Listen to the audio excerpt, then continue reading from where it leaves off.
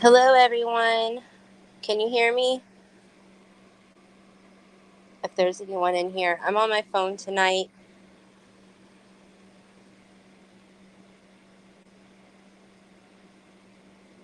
Bella is, well, we turned my office into her nursery. So my computer is still in there with her, and she's in bed. So I had to get on my phone to be able to go live. Hey, Alicia. Never Silent. Daisy Joe. So why is it displaying that picture? Oh my goodness. How do I fix that? This is new on my phone here. There we go.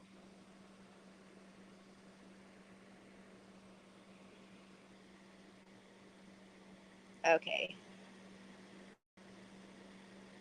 Everybody can hear me, right?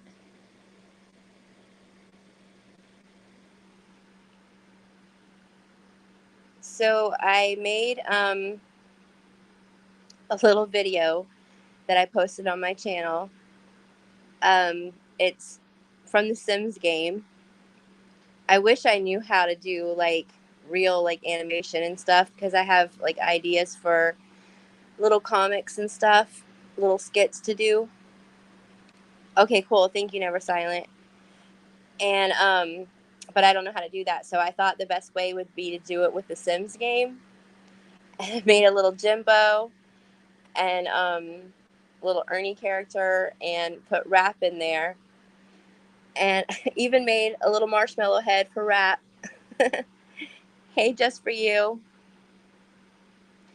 And so I thought, like, how funny would it be to act out different scenes with the characters? And I want to include like everybody who wants to be in the little skits. I'm not going to throw somebody in there who's going to pitch a fit about it. I don't want to make anybody mad. But if you don't mind being included in the skits, then just comment under the video and I'll do my best to add you if I know somewhat of what you look like, you know. But I was just thinking like things that's happened over the past year that it was like comical, like funny things. I'm going to throw them into like a little movie segment, and then hi Debbie, and then we'll like put them all together and make like a movie out of it. So I thought that would be fun, and then I can include all you guys. Throw me in holding a sign protesting for peace. I can do that, Never Silent. You can actually protest in the game. Like there's an option for that, and you can pick what you're protesting for, and peace is one of them. So I could do that. Um, but I kind of have to know somewhat of what you look like so people recognize you in the video. So that's kind of what I'm working on now whenever I have free time. And I just thought that that would be fun. Like everybody gets to see Jimbo beat up Ernie. um, and then Rap come in and do his, little punks on them. And I guess you could say like troll them in a way. That was funny. And so I'm just gonna add little clips here and there, and then I maybe end up making like a movie out of it, or like do like short little 10-minute videos. Oh, you have lives with you on cam? Okay, I'll look those up then. Um, Whenever you take the marshmallow head off of Rap, I put the long blonde flowing hair. So I'm gonna have to show you guys that later. But also, like, I put on that video that if you want to comment a scenario that you would like to see, just let me know and I'll do my best to make it. So that way everybody can get a kick out of it. I'm working on Gypsy right now. I'm going to add her in. I already came up with a little scenario, so I'm working on making her. But I wish I had more time. But between work and the family and the baby, I haven't even really been able to be on YouTube that much. Like, I used to listen to people while I was working during the day and kind of stay caught up on everything. But having a new baby in the home who wants a lot of attention, she is attached to my hip, and she has abandonment issues for what she went through. So if I even like walk out of the room that she's in, she starts to whine. And if one of the other kids in the house or my husband or something takes her so I can cook or do whatever it is that I need to do, or a conference call or something, she'll manage and play with them and stuff, for about 30 minutes, maybe a little longer, before she's Mimi, because she calls me Mimi, and crying, and I have to go and get her. So it's been a struggle, y'all. Um, so I'm kind of behind on some of the things. You guys are gonna have to catch me up on any big news that's happened that I may have missed. I did see that Ernie went live earlier and said that for the upteenth time that he's leaving YouTube. That was his last live. And yes, Debbie, she does. Spoiled or rotten whenever we first got her, and just spent a lot of attention, and time. Give her a lot of attention. Spent a lot of time with her. Um, she was 9 months when we first got her, and she didn't even know how to sit up yet. And the back of her head is like flat, and she has no hair. Like, she has hair all on the sides and up front, but it's real in the back of her head. It's like still like infant hair, and DCF, which is Department of Children and Families here, said that was from her being left in a pack and play all the time, laying down all the time. She was never, like, taken out and taught to sit up, or given the strength to do it, or, like put in a jumper, the things that you do with a baby to help them, get strong and be able to do their milestones. She was never able to do any of that stuff. So I have to take her soon, and they're going to do a brain scan on her to make sure that her brain developed properly. Um, Even though, like, mentally she shows no signs of being slow or anything. Like, she's been here 5 weeks now, and she says everybody's name in the house, and she tells you when she wants to go night night. She tells you when she wants a sippy, num nums when she's hungry. Like, she's learned all these words, and when we first got her, she didn't know any words. She just babbled and stuff. But she's learned all those words, and she's learned to sit up, and if she falls, she can put herself back up again. But she does not use her legs very much at all. And so last Monday, she was checked up for that, and she's still very bow-legged. So I have 2 weeks to stand her up and try to get her to gain strength in her legs, and get them to kind of, go like how they're supposed to go and straighten up. Or the doctor might end up having to put her in braces, and worst case scenario would be even breaking her legs and then getting them braced up, so that way she can, stand properly and be able to walk. And that all comes from just being neglected, and her not, being able to be properly active. So it's sad, but Debbie said, my granddaughter was shaken by her mom's boyfriend, but she is fine now. Oh my goodness. Um, in my old neighborhood, there was a young girl whose boyfriend shook her baby, and it messed him up. Like, he's 5 or 6 now, and he's, gone. He has a mind like an infant. Hey, chaotic. Yeah, please pray for her, guys. That would be horrible if they have to break her legs and stuff and put her in the braces and everything, because that's a long time of healing. And but she can't crawl yet. She scoots.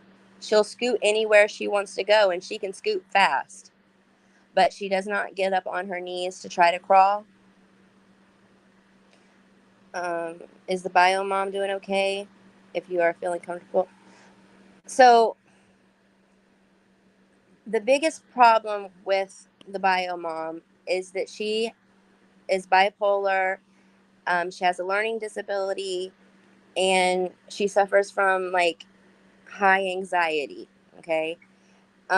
She's very young. She grew up in the system herself. So, um, she never really had a lot of love herself, a lot of, you know, like teaching her how to be nurturing. Um, she just lived a really rough life herself. So, like a lot of, codependent young girls who don't have family, they don't have anyone to help them or fall back on. She goes from guy to guy to guy. Like, she's looking for that partner who's going to rescue her and help her in her situation. And in doing that, she's ran into a lot of the wrong guys. And this last guy that she was with, he was living in this mobile home that was pretty much just the shell of the home. Like, there's no flooring, there's no carpet, there's no tile, nothing.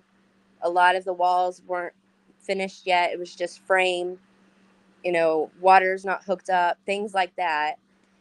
And there was nowhere for Bella to, be on the floor to crawl around or, anything. So they just kept her in the pack and play like all the time. Alicia, I kind of miss when all this started. Is the bio mom related to you, or is this a foster program type thing? Um, no. So my oldest son used to work with this guy, and um, then my oldest son moved to Georgia for a year to go up there for a job that was open up there. Anyways, he was working the job up there, and then the factory he was working at is closing down now. So he came back home. We went to church, and he saw this guy that he used to work with, and they started talking. And he's like, hey man, come and hang out at my place and all that. And so my son went to hang out with him. Well, he was dating Bella's mom. When my son went over there, he saw the situation, and he's like, oh my goodness, this house isn't even finished, and there's a baby here. And, but he was trying to kind of like mind his own business. Um, and as he was there talking with them and spending time with them, he realized that like they were wrapping her in t-shirts. They didn't have any diapers. Um, they were making Kool-Aid to give her for a bottle because they had no formula. They had no baby food. And he was like, this is pretty messed up. So he he didn't tell me anything at first. He just took them to Walmart and bought them diapers, baby wash, like all the things that, he knew from having younger siblings that babies would need. So we bought all of that stuff and went back to their house, and he was talking to his friend about um, what he needs to get that house fixed up. Like how much money does he think that it's going to be to finish completing that house and stuff, and what all needs to be done, and going over that with them when DCF ends up pulling up. And it just so happened to be like the day that the baby's father had called in on them. Well, I guess he like called a couple of days prior, but it was the day that they arrived to do the checkup on the call that they had received. And when they walked in and saw the place, they were like, no, a baby cannot be here. And then they also ran like a background check on the friend, that the mom was dating, and he had some charges. They did drug tests, and he failed for weed. Well, she did too. They both failed for weed. And so they told them then that, we have to call our supervisor. This baby's got to be taken out of this home today. And they asked the mom, do you have anywhere for her to go? And, she's crying and she's like, no, I don't have anybody. I don't have any family. And because her mom has passed away, her dad's in prison, and she doesn't really have aunts and uncles or anything around. I mean, she grew up in the system herself. So she was freaking out. So my son told her, let me call my mom. My mom might want to help. And he calls me, and he tells me the situation, and I'm like, oh my goodness. Yeah, what do we got to do? And I'm thinking, no way. Like, I don't know this girl. Never even met her before. I highly doubt that DCF is going to, let her kid come and stay here with me. But when I got off the phone, I told my husband about it, and then me and him prayed about it. And about an hour afterwards, they showed up at my house with the baby and the mom, and introduced me and the mom. And we sat here and we talked a little bit, and they asked me if I was okay with the baby staying here, temporarily. And I said, yeah, of course. I mean, anything instead of going and getting put in the system. And they said, well, that's the thing. Like right now, they're low on workers, on social workers, and they don't have a lot of foster parents right now. And there's really, I mean, if they took her, like one of them would have to care for her until they found a house to place her, and it's that bad right now. So they were desperate. And immediately they did drug tests on everyone in my home. They did a house walkthrough. They ran our backgrounds, all while they were here. And then we signed what they call a safety temporary placement plan. And then we had her for like 2 weeks. And the mom left that house and got out of that situation that she was in, and she moved in with a lady that she calls her godmother, which is an older woman who has been there for her off and on throughout her life at times. She moved in with her, and then she reported that to DCF. So they went over there and they checked out that residence, and they did background checks on them, and everything passed for them. So they came and they took Bella. And at that time, we signed what was like a joint placement custody, where I would have Bella for a few days of the week and they would have Bella for a few days of the week. So that way the mom could go to parenting classes. She could go get help that she needed for her mental problems and, excuse me, find a job, things like that. So we were going to go with that plan, and all was going to be, fine. However, she only stayed there for 2 days, and she got mad about their rules, and she left. And she showed up at my door wanting to stay here with us. So I called the caseworker and I told her what happened, and I said, the mom is wanting to stay here with us. She wasn't happy with, I didn't know the whole story at the time. And I just said, is that okay? And they said, yes, go ahead and let her stay there, and we'll be out in a couple of days to draw up another plan and, do what they had to do. So I made up a room here at the house and was letting her stay here, and got her a job with working with my daughter. Was driving her back and forth to work, driving her to all of her appointments. I mean, she just became my daughter. I was taking care of her and her baby. But I also laid down some ground rules. I gave her a curfew. I didn't want her going in and out all hours of the night and stuff, because one of the biggest things that they were afraid of is that when nobody was looking, that she would snatch Bella and take off. So we had to make these rules. She was to go to work. She was to go to her doctor's appointments. DCF wanted her put on birth control. So, I was telling her you needed to get an appointment in for that. Well, apparently she didn't like those rules either. She said everybody was trying to run her life. She got upset.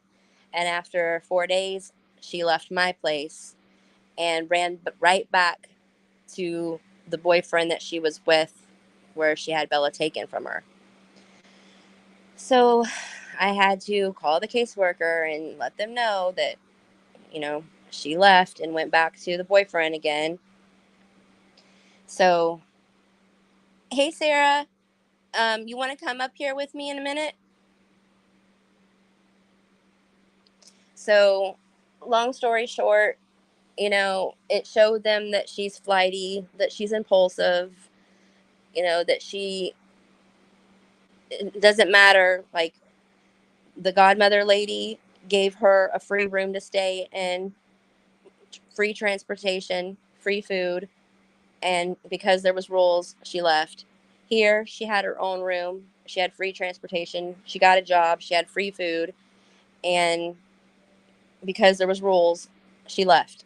So, that just showed them that she's unstable. And so then they had to draw up another placement plan for Bella here. And this Monday, they're coming to do a reevaluation. And this is where, they see where the mom is at, if she's followed the plan like they said, done the things that she's supposed to do, and we continue doing the temporary placement, or if they're going to go ahead and put the permanent placement in effect. So you guys, please be praying about that. If they go ahead and do the permanent placement, then, we can finally breathe. And it will just go to where she has once a week supervised visitations with the baby. Never silent. You can only do so much. Just focus on baby girl and make her life amazing, like you obviously have been doing all the runs with the mom you may end up adopting. Yeah. Okay, that's so crazy. You weren't meant to be in that baby's life. Thank you for going over it. I had no idea.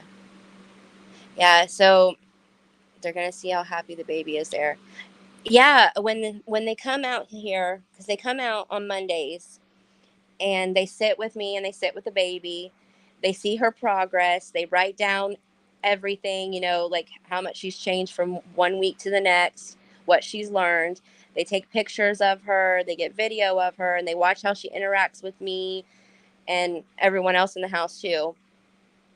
And then on Thursdays, when I take her to supervised visitation, it's the same thing with her mom.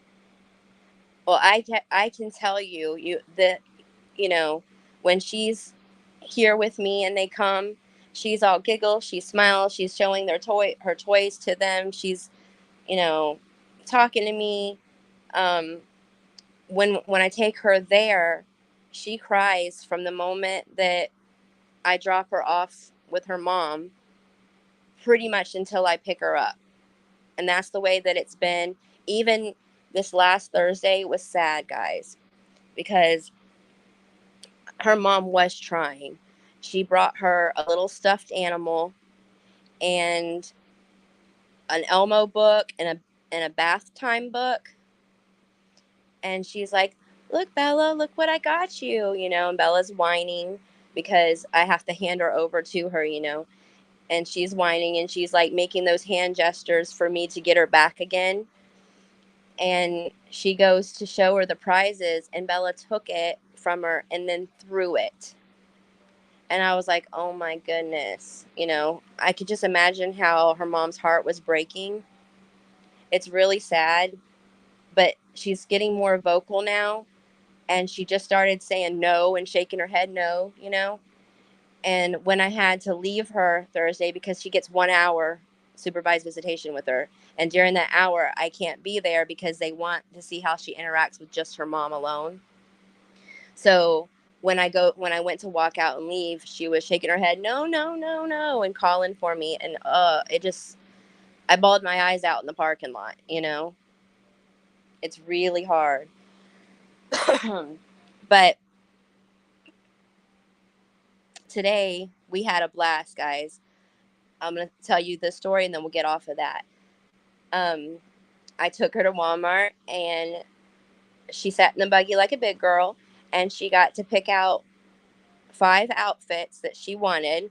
Like, I let her go through, look at everything, pick out what she wanted, and she caught on really quick. And then we picked her out a pair of shoes. Oh, and she saw a ball she wanted, so she was like, ball, ball, ball. So I got her the ball.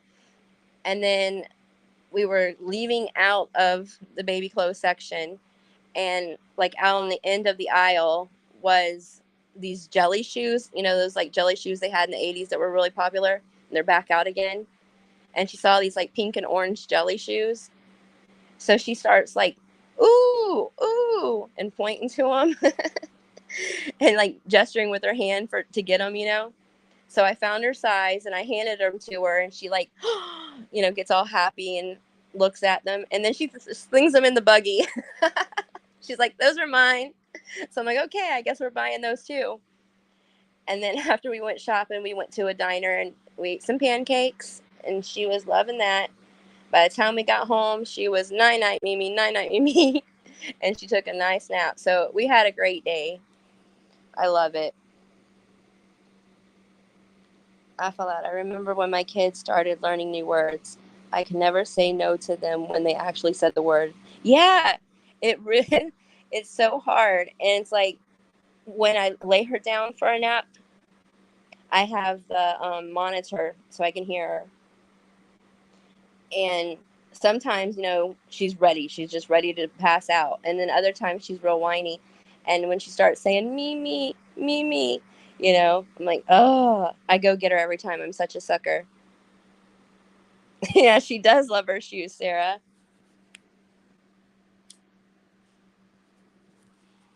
I'm going to put, if I know how to on here. How do I do it? I'm on my phone. Okay, I found it.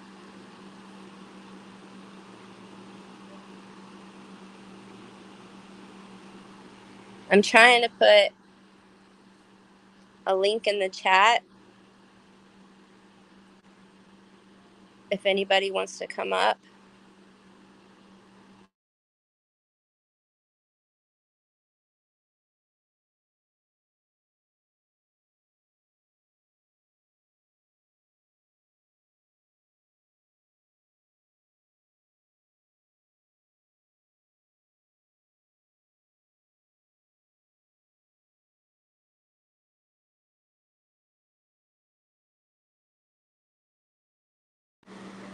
Can you guys hear me now? It said my browser lost connection to my mic. I've never seen that happen before.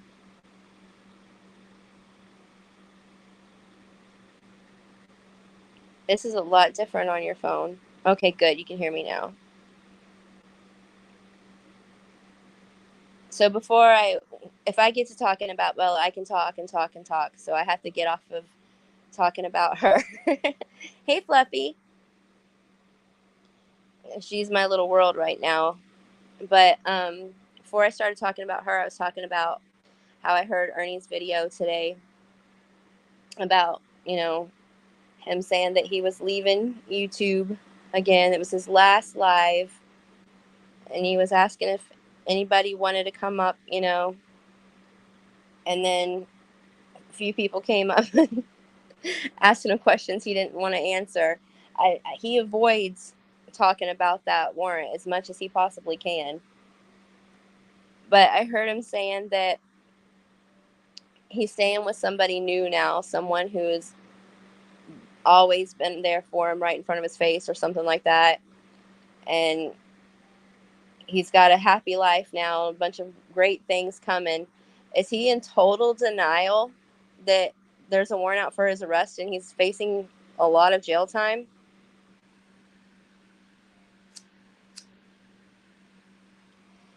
Everyone is saying he is with Izzy.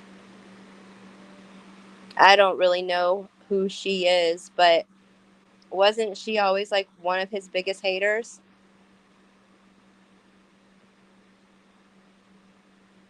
I've heard some people speculate that like he could be with Lisa too, but then I heard that Lisa's with another guy in another state living in a camper or something.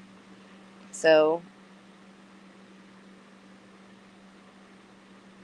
yeah, Debbie, he probably is still with MAGA. I mean, he's just obviously he's got to throw people off of the fact of him being with MAGA, because if everybody knew that that's who he's with, then everybody knows where he's at.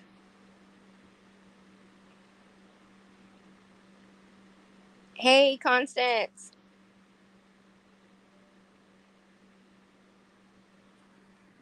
Yeah, I mean, why would he give MAGA up? Like, she's taken care of him. She's shown him a whole new life that he hadn't had before. She stood by him through everything. I mean, he likes to pretend like YouTube ruined his relationship with her, but we really haven't seen any sign of that. So I think he's still with her, and he doesn't want people to know that because she's so easy to look up and know exactly where she is, and then he's busted.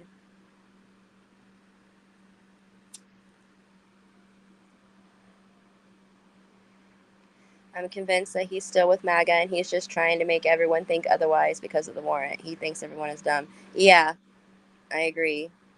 I'm not sure if she hates him or not, but that is the word around the streets. He was saying how things went bad with MAGA and his life is better because he deserves it. Yeah, never silent. I think that it's all a lie.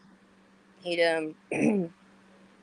just wants people to believe that because he knows that there's a bounty out on him. I'm sure he went on somebody's panel tonight. Well, he said that he was still going to panel hop, that he would pop up here and there and let people know that he's doing good and stuff. He's not going to completely leave YouTube. He's addicted to it. And that's, every time he hops on, he makes money.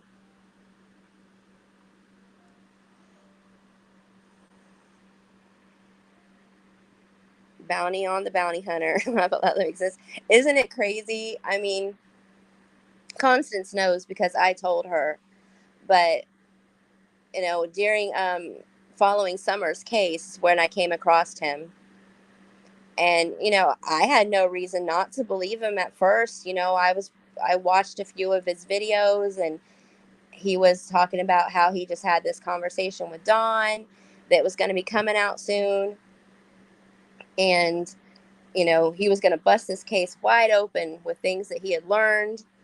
And he was this bounty hunter. He had a license in like 12 different states and 1,156 arrests underneath him. And, he had these anti-human trafficking orgs that he was partnered with. Trying to remember all of the stuff that he was putting out there. But, you know, he dressed the part. When you did a basic Google search on him, those organizations and stuff did come up with his name on it. I think one thing that really kind of made me feel like that he was telling the truth is a video that I had found on YouTube through Google of him talking with some lady who did run an organization, and the conversation sounded really legit. She sounded very intelligent. She asked good questions, you know. He answered with basic knowledge. So I really, at that point, you know, didn't have a reason to believe that he was lying. I actually even ran a background check on him through Truthfinder, and it showed clean. It showed that he didn't have any record, you know. And I didn't know at that time that people could pay and have things removed off of Truthfinder. I've learned that now. And I also only looked at him through Everts, Kentucky, and I didn't look at Virginia and all of that, which, because normally you don't have, you know, 3 or 4 background records. You only have one. But he has multiple ones for different states, which is really weird. So, and then, you know, I thought, okay, well, this guy, he must be legit about what he does, you know. And then I had only watched maybe 3 or 4 shows when I saw that he was in my county. And I looked him up on Facebook at that point, and I found him, and I added him, and he added me pretty fast. And I told him, I said, you're in my county.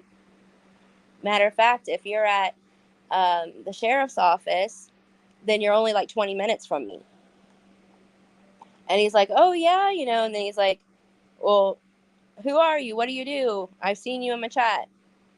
So I told him a little bit about me and what I do, and I sent him some links to check out and everything. And then he's like, well, I'd sure love to meet you. And then I said, okay, well, you know, let's meet up. And we're, you know, we were just talking, and he was on speaker, and my husband was listening to everything. And then he tells me that the task force that he's working for sent him down here on a mission to recover some children. Okay. However, they put him in a rat hotel in Lakeland, is what he said. And he said that he had recently went and looked at this place, and it's nasty. He said, no way is he going to sleep there. So he started, I guess I'll just sleep in my car tonight, you know, before I'm going to sleep somewhere like that. And it was kind of that like guilt trip type thing, you know. So I was like, oh my goodness. I looked at my husband, and I'm like, we kind of, you know, how you give your spouse that look like, help me out here. Are we going to let this guy stay in his car all night? And so my husband then said, oh, well, you know, let's meet up and stuff and everything. And he's like, you can just stay here for the night. He's like, that's ridiculous. Here you are doing something, you know, good, and that's the kind of treatment that they give you. You know, we felt bad for him. So at that point, I gave him my address, and within 30 minutes, he showed up. And, you know, we all went out to meet him, the whole family. And, you know, he showed us his car and all of that, you know, brought the hat out to show the kids the hat.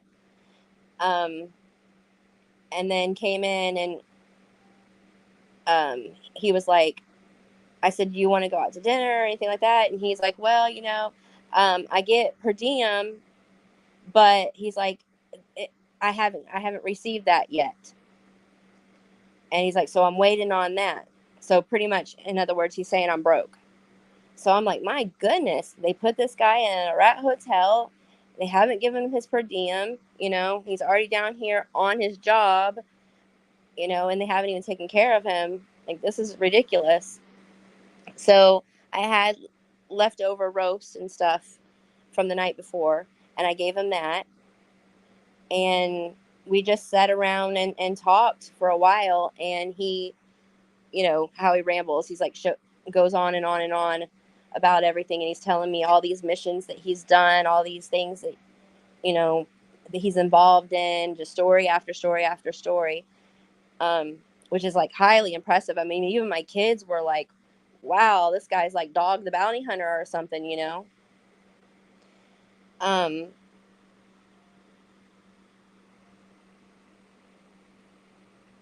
Hold on, I got a text, sorry.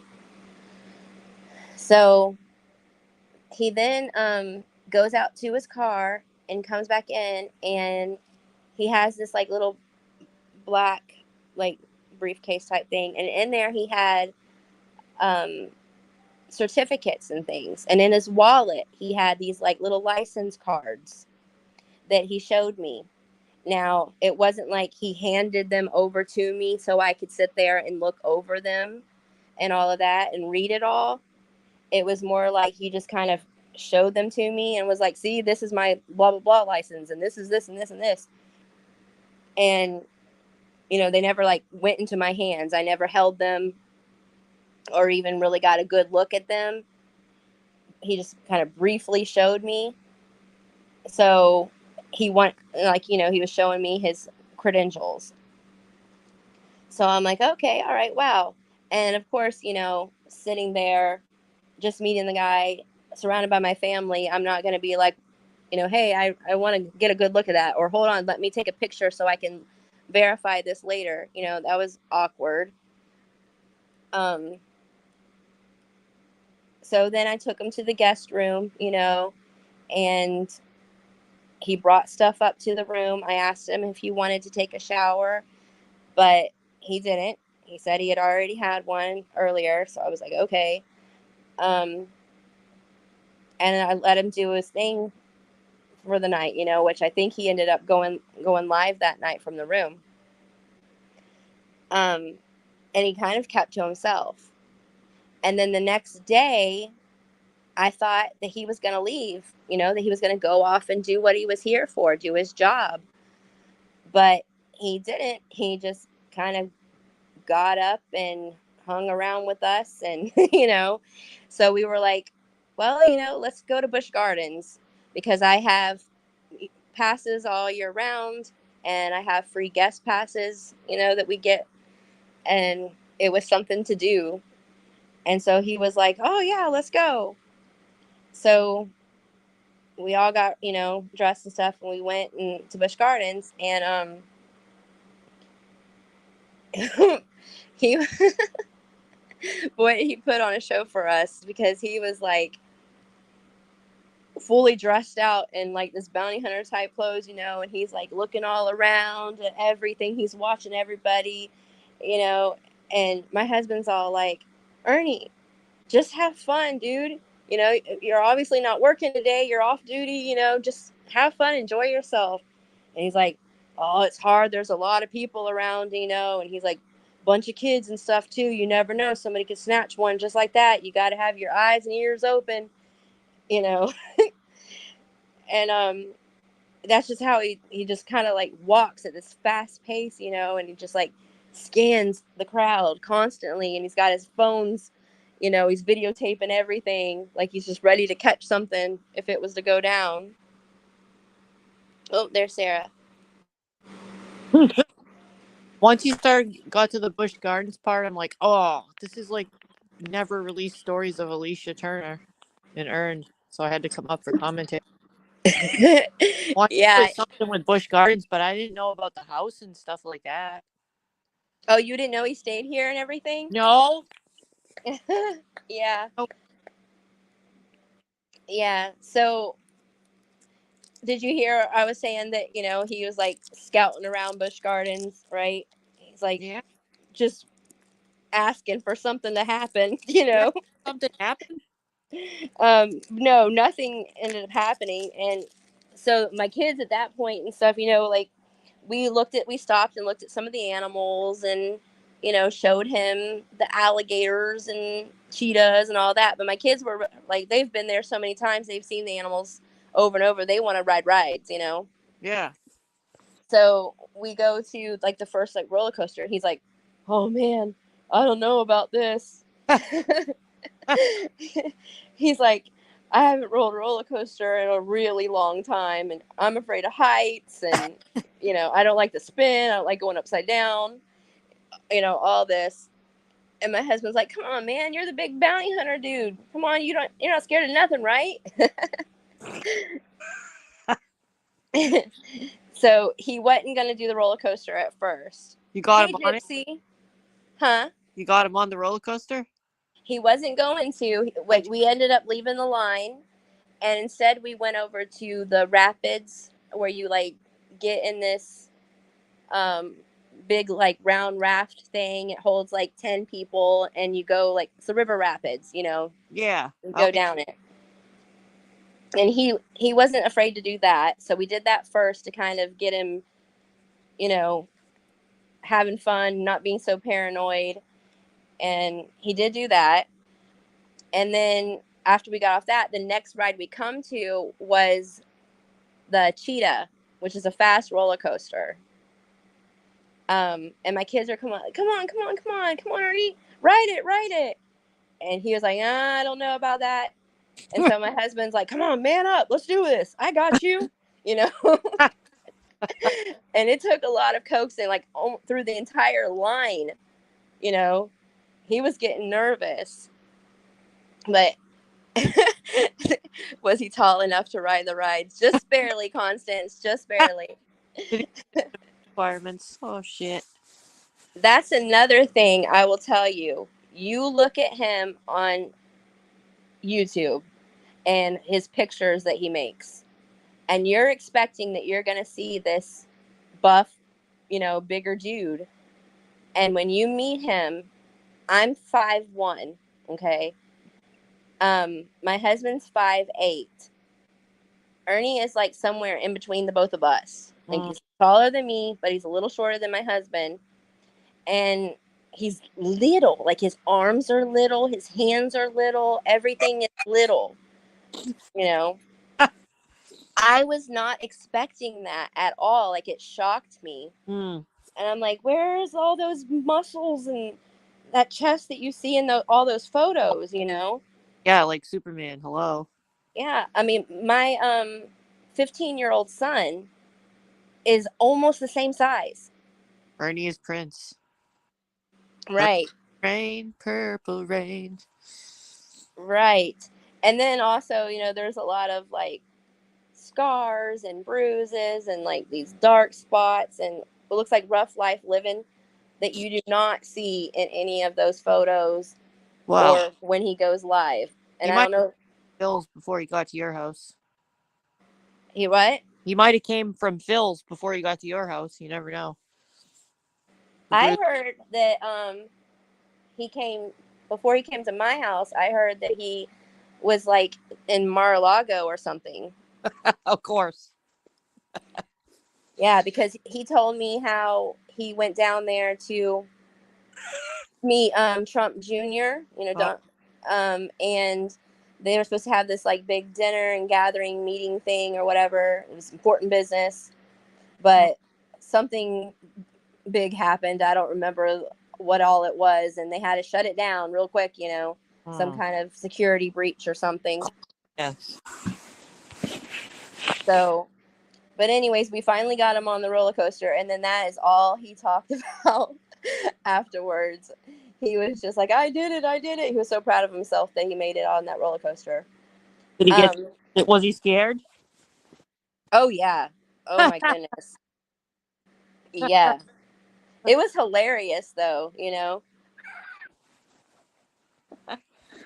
Oh, Gypsy said, how did I meet him? She missed that part. I was watching his Summer Wells videos, and then I saw that he was in my county. So I found him on Facebook and I told him. And then he wanted to meet me. So we met up. But so I dropped my phone on the roller coaster, on that Cheetah roller coaster. and I secured it like in my shirt into my bra, you know, but somehow or another it slipped out and I dropped it, and I realized it once we got off the ride, and we were looking everywhere for it. And then I went back to the ride people, you know, and I told them, and they said, well, you know, we can't stop it right now to look for it. I'm like, obviously. And they said most likely it's going to be completely damaged anyways. So they told me to go to the lost and found to file a report, and you know, if they find it, they'll call me and let me know. I had to tell them what it looks like, all that kind of stuff.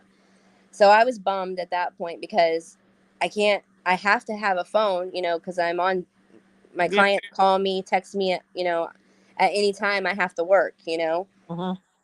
So I said, well, let's just go ahead and leave, and we'll go to the Verizon office, and I will try to get another phone. I've got to have one, you know, I can't miss my clients' calls and stuff.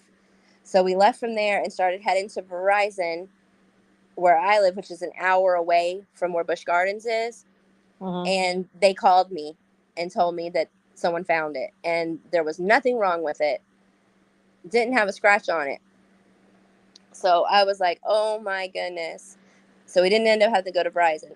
But so we start to head back, and that's when Ernie's in the back seat of the car going live, and he's, you know, starts talking to everybody, and then you know how he sits and waits for people to come in to his live, and he taps me on the shoulder and he says, I just, y'all remember that everything that I do on YouTube is all a movie.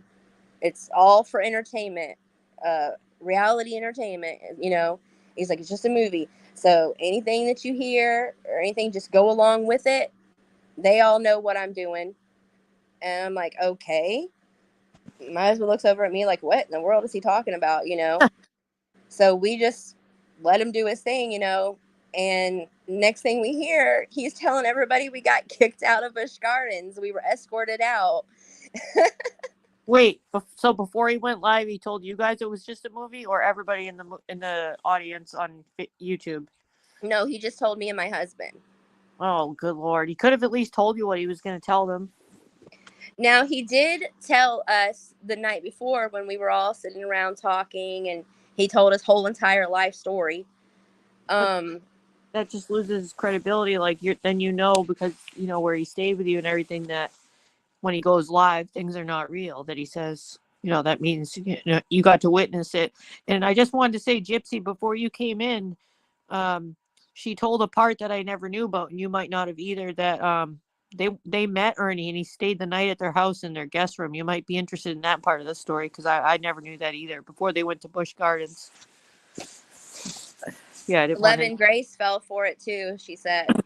Love and Grace, in another chat last night, said to me, you know, Sarah Smiles, I think I modded with you and Ernie's. And I said, yeah, you sound familiar. And she says, tell Jimbo to tell you my real name. And I forgot to ask Jimbo. So, I mean, do you think I know who it is? Like, not in the chat. You don't tell me here, but like she said in the chat for Jimbo to like text me and tell me who it is. You know what I mean? Like, I was just wondering if I could figure. I was trying to guess. I'm like, who could that be? So many options, but I'll figure it out. It's like a mystery to me now. I'll figure you out, Love and Grace. I don't even try to like know who everybody is. I just, you know them by their picture and their screen name, and that's good enough for me. But Through that. but yeah, so he did tell us the night before that he, you know, his YouTube channel was really popular, and even though he does actually work cases on there, this is what he told us, he also has a lot of trolls and drama that's all for just entertainment purposes. Majority of it's manufactured, it's all a movie, Mm-hmm. you know. So be expecting that too in between his, you know, true crime stuff, you know, and solving cases and all that kind of stuff. So before he went live and told us complete bullcrap story, he, you know, reminded me to not say anything because it was all part of his narrative, you know, his little story. So after he finished that live, he then told us again, you know, he starts laughing and all that. And he's like, oh, they're going to run with this. It's going to go wild. there'll be 20 videos made out of it, you know, and he's like, they'll be talking about it for days. And Well, he's it's like, funny to lie to us and get the subs talking about all of it. So that's pretty much that's what that says. and so my husband said, well, what's the point? You know, like, why? What is the point of getting on there and just making up a whole bunch of stories and getting people all riled up? And, you know, he's like, what do you get out of it? And he's like, that's my living. I make a living off of it. He's like, the task force stuff don't pay me well. And I had to wait in between jobs. He's like, I do security here and there, you know, and I do these missions and stuff, but it's not great pay. And he's like, you see, they put me up in a rat hotel. That's why I'm having to stay with you guys. You know, he's like, I'm doing, how did he say it? Something like a soldier's work or something on something pay. I don't know. One of those old, like, hillbilly sayings, you know. So, but to just the fact it's get mind blowing to me now that you're saying I've never heard this story after all this time. I don't know how I missed this story, but I feel like even more mad now because that's like flat out. I mean, I get the movie stuff and everything and the entertainment, but he just could have just as well said we're going on a roller coaster with Alicia Turner and made a little clip and did some roller coaster shots on the phone and talked about Busch Gardens and walking around with the animals, and that would have been just as entertaining without lying to everybody. Well, I think what made it happen is that because you know he's got a few phones that he carries with him. So Mm-hmm. if one goes dead, there's another, you know, and then the other I think he just keeps for like storing all of his stuff that he takes on everybody, all the information he gets from everybody. Yeah. But while he was using one to go live and stuff, he's got another that he's looking to see what people are posting about him or what other people are saying about him. Yeah. So he saw that what's her name? The one who got busted for being a scammer, uh Tamari. Tamari. Yeah. He saw her talking about y'all call Busch Gardens and tell them there's a predator there, you know, and he doesn't need to be around kids. Busch Gardens has a lot of kids. He saw that, and Oh, that's what made him that's lie. the idea. Yeah. To make it sound like drama so that it would all be linked to her, so people would be like, Tamori got him kicked out, basically. Let me see this comments. I missed a couple here. What the Yeah. hell? Gypsy said she told me he never bathed. Nope, he didn't. The whole time he was here, he never took a shower. He declined the first night. Oh, none? The whole time he never did. And I thought once he finally left, you know, my husband brought that up that he never showered. And I thought, well, once we kind of got to know him and were around him for a few days, he's very paranoid, you know. Um, I thought he doesn't know us that well. For all he knows, you know, we could be some crazy people who have like cameras in the showers or something, you know? Like when you're paranoid like that, you think of all kinds of crazy scenarios, you know? Like we could bust in on him, you know, just you never know. So I just thought maybe it was his paranoia, the reason why he didn't want to shower while he was here. Dirty tiger. But then I find out from others that he just doesn't shower often. Constance, Alicia, tell them how you got to be his publicist. Okay, so he found out what I do, you know, and my job is I'm a PR, I'm a publicist, I'm a manager, I'm a gopher, you know, anything that someone like in the entertainment industry needs that I can provide, I do it, you know. When he found out who all I work for and what it is I do, he asked me if I could put out some articles for him. Well, you know, talking about what he is and who he is and Predator Hunter Nation and all of that. And I told him, yeah, sure, you know, I'll draw him up something. I, I had a brand new computer in the room that he was staying in. I had not done anything on that computer yet, so there was no information on there that he could get or anything, you know. It was just newly set up. And I opened up the WordPress for him and I showed him how to use WordPress and I told him to write up, you know, whatever it is that he wanted to say. And then I'll go through and edit it out for him and stuff and add some photos to it. And we will pay my distribution company the fee, and it'll go out to a bunch of different blogs and Google News and things like that. And so he wrote all of that pretty much himself, and I heard later on that he had Tina help him with it too. Ernie says that she never did. She claims that she did. I think she said that Xander actually wrote it. I don't know. But anyways, I left him alone to do all of that. So they could have wrote it, emailed it to him on that computer, and then he saved it for printing or whatever. Yeah, I don't know how that ended up working. He told me that he wrote it all himself. Mm-hmm. Had me come in there and read it all, and then we edited it and we added the photos to it, and then he paid the fee to have it sent out. The next thing I know, he's on telling everybody that I'm his publicist. So you got the job. You got the job. Yeah. And you didn't even apply. And there was no contract. There was no, nothing that you go through to actually become someone's publicist, or him be a client of mine. I just helped him out, and then boom, I was his publicist. Wow. Yeah. So he acted paranoid at your house too? Yeah, but not as paranoid as he was up in Georgia. And then you said at Busch Gardens when you were with a crowd? Yeah, you could tell that being surrounded by a lot of people, it bothered him. He was not comfortable. No pay. Wow, that's interesting. I'm just wondering if some of his symptoms were with the crowds made it worse. Yeah, well, I do believe, and I've said it a ton of times, that he has schizophrenia. Well, yeah, that's why I'm thinking the crowds and stuff brought out some of the problems. Yeah.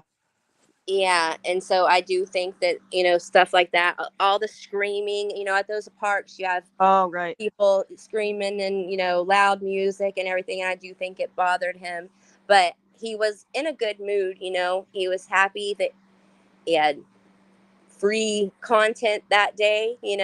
We bought his food. He was in good spirits, so he managed to get through it pretty well. And then we got back home, and we set up, for him to have that article go out. And then he stayed again that night. And then on the third day, we didn't really do a whole lot. Just talked, sat around stuff. I showed him some things. And then when we sat down to eat, that is when he got the call that he told me was Tina.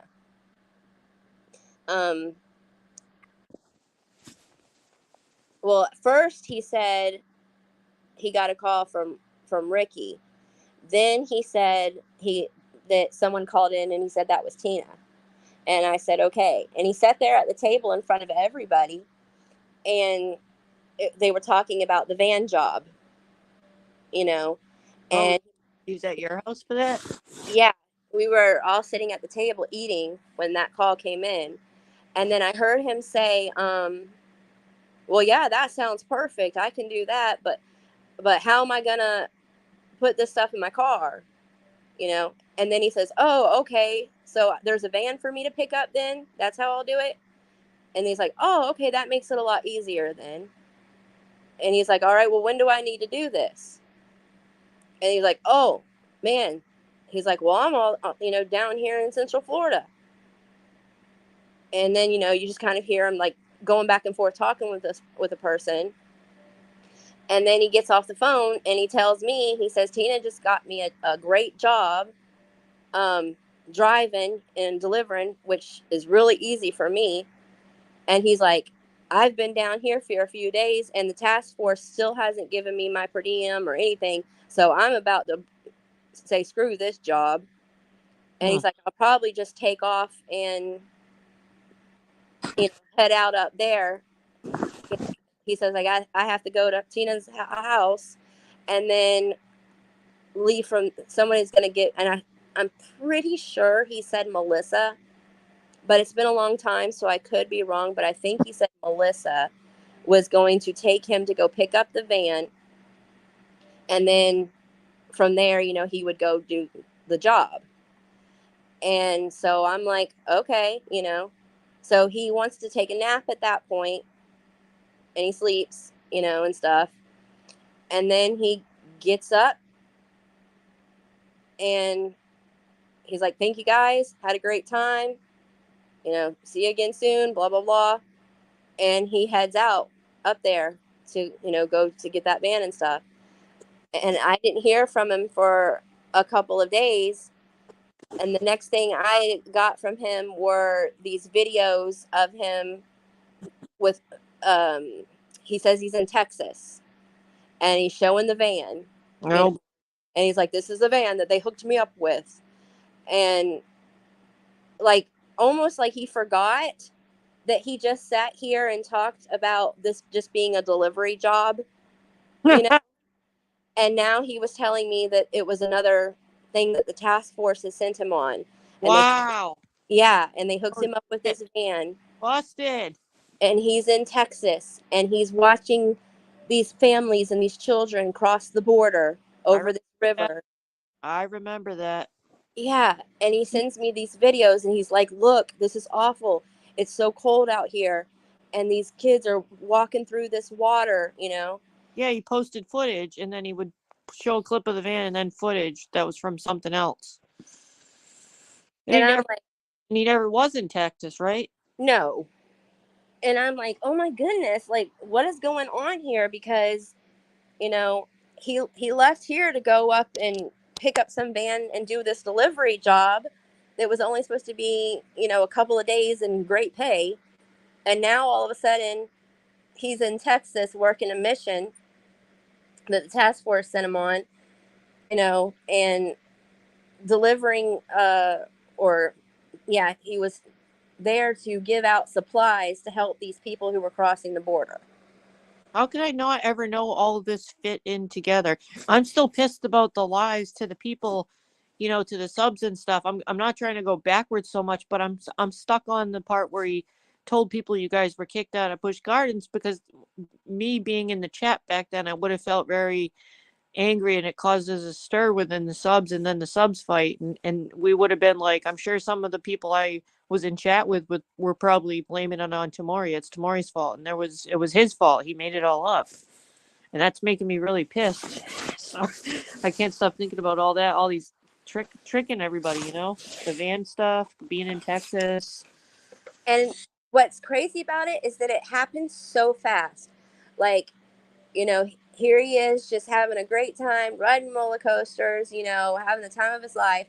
And then he looks down on his phone and he sees, Tamari say whatever it was that she said about him being a predator and people call Busch Gardens or whatever. And he gets all mad and then goes live. And instantly, I mean, like it was rolled off of his tongue, comes up with this whole story about us getting all escorted out of there. And, because all these calls kept coming in and they hunted us down and found us and kicked us out of the park. I mean, it just came out like nothing. And what was his reason for being kicked out of the park? That people called in and said he was a predator? Yeah, that so many people called in saying that he was a predator. They hunted us down, found us, and kicked us out. Because I think I missed this actual, I guess you would call it, episode when this took place. I only heard the after talk of it, so that's why I don't really know all of it, Yeah. I saw the van stuff, but not the Busch Garden incident. Jeez. What the fuck? These are all unnecessary lies. Yeah.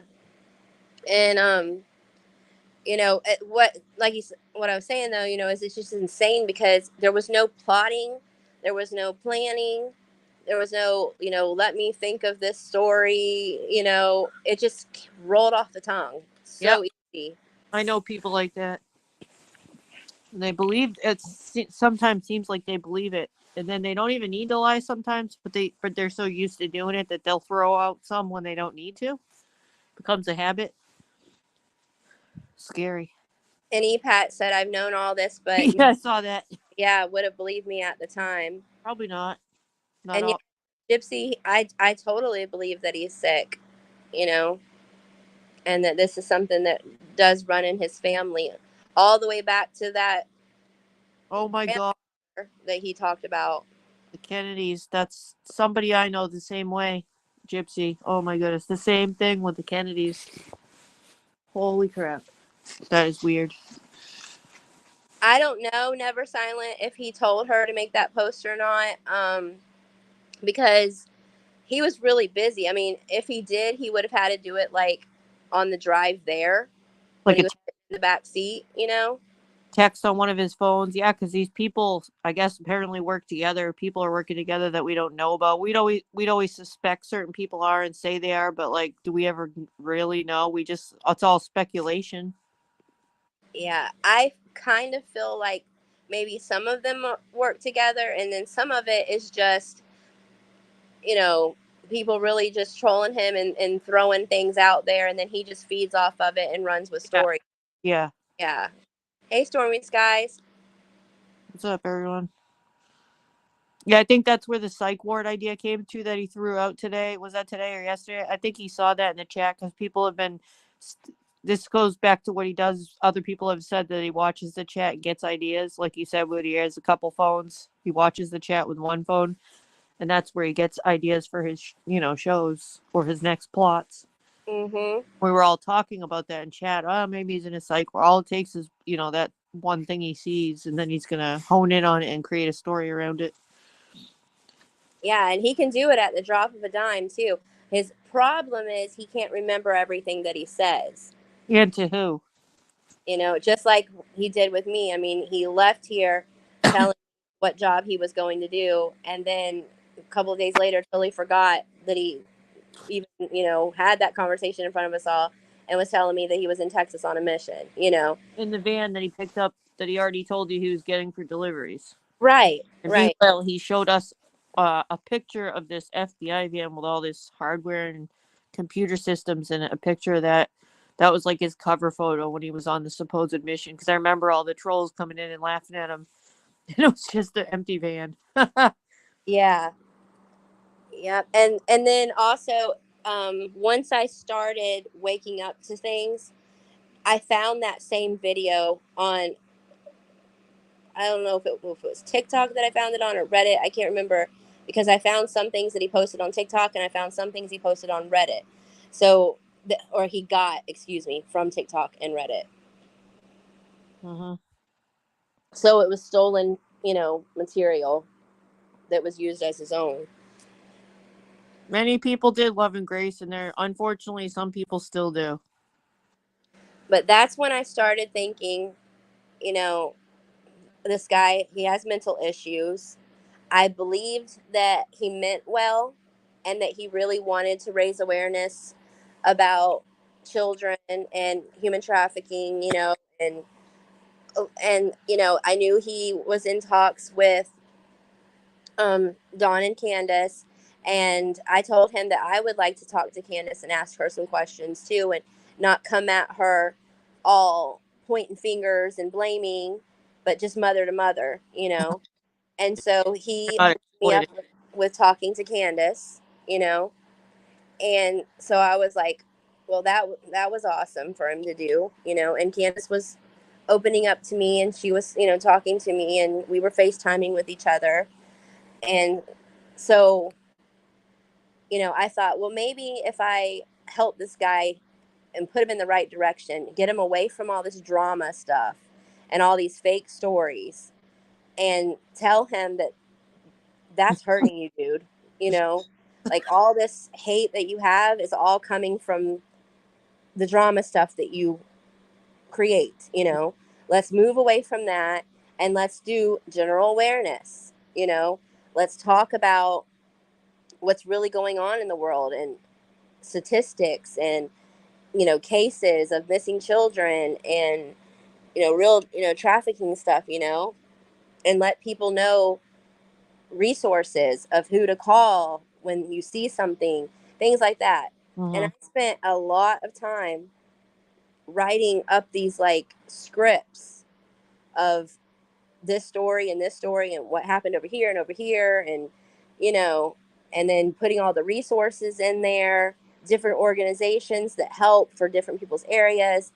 And I sent that all over to him, and he went live telling everybody that he was going to do general awareness courses.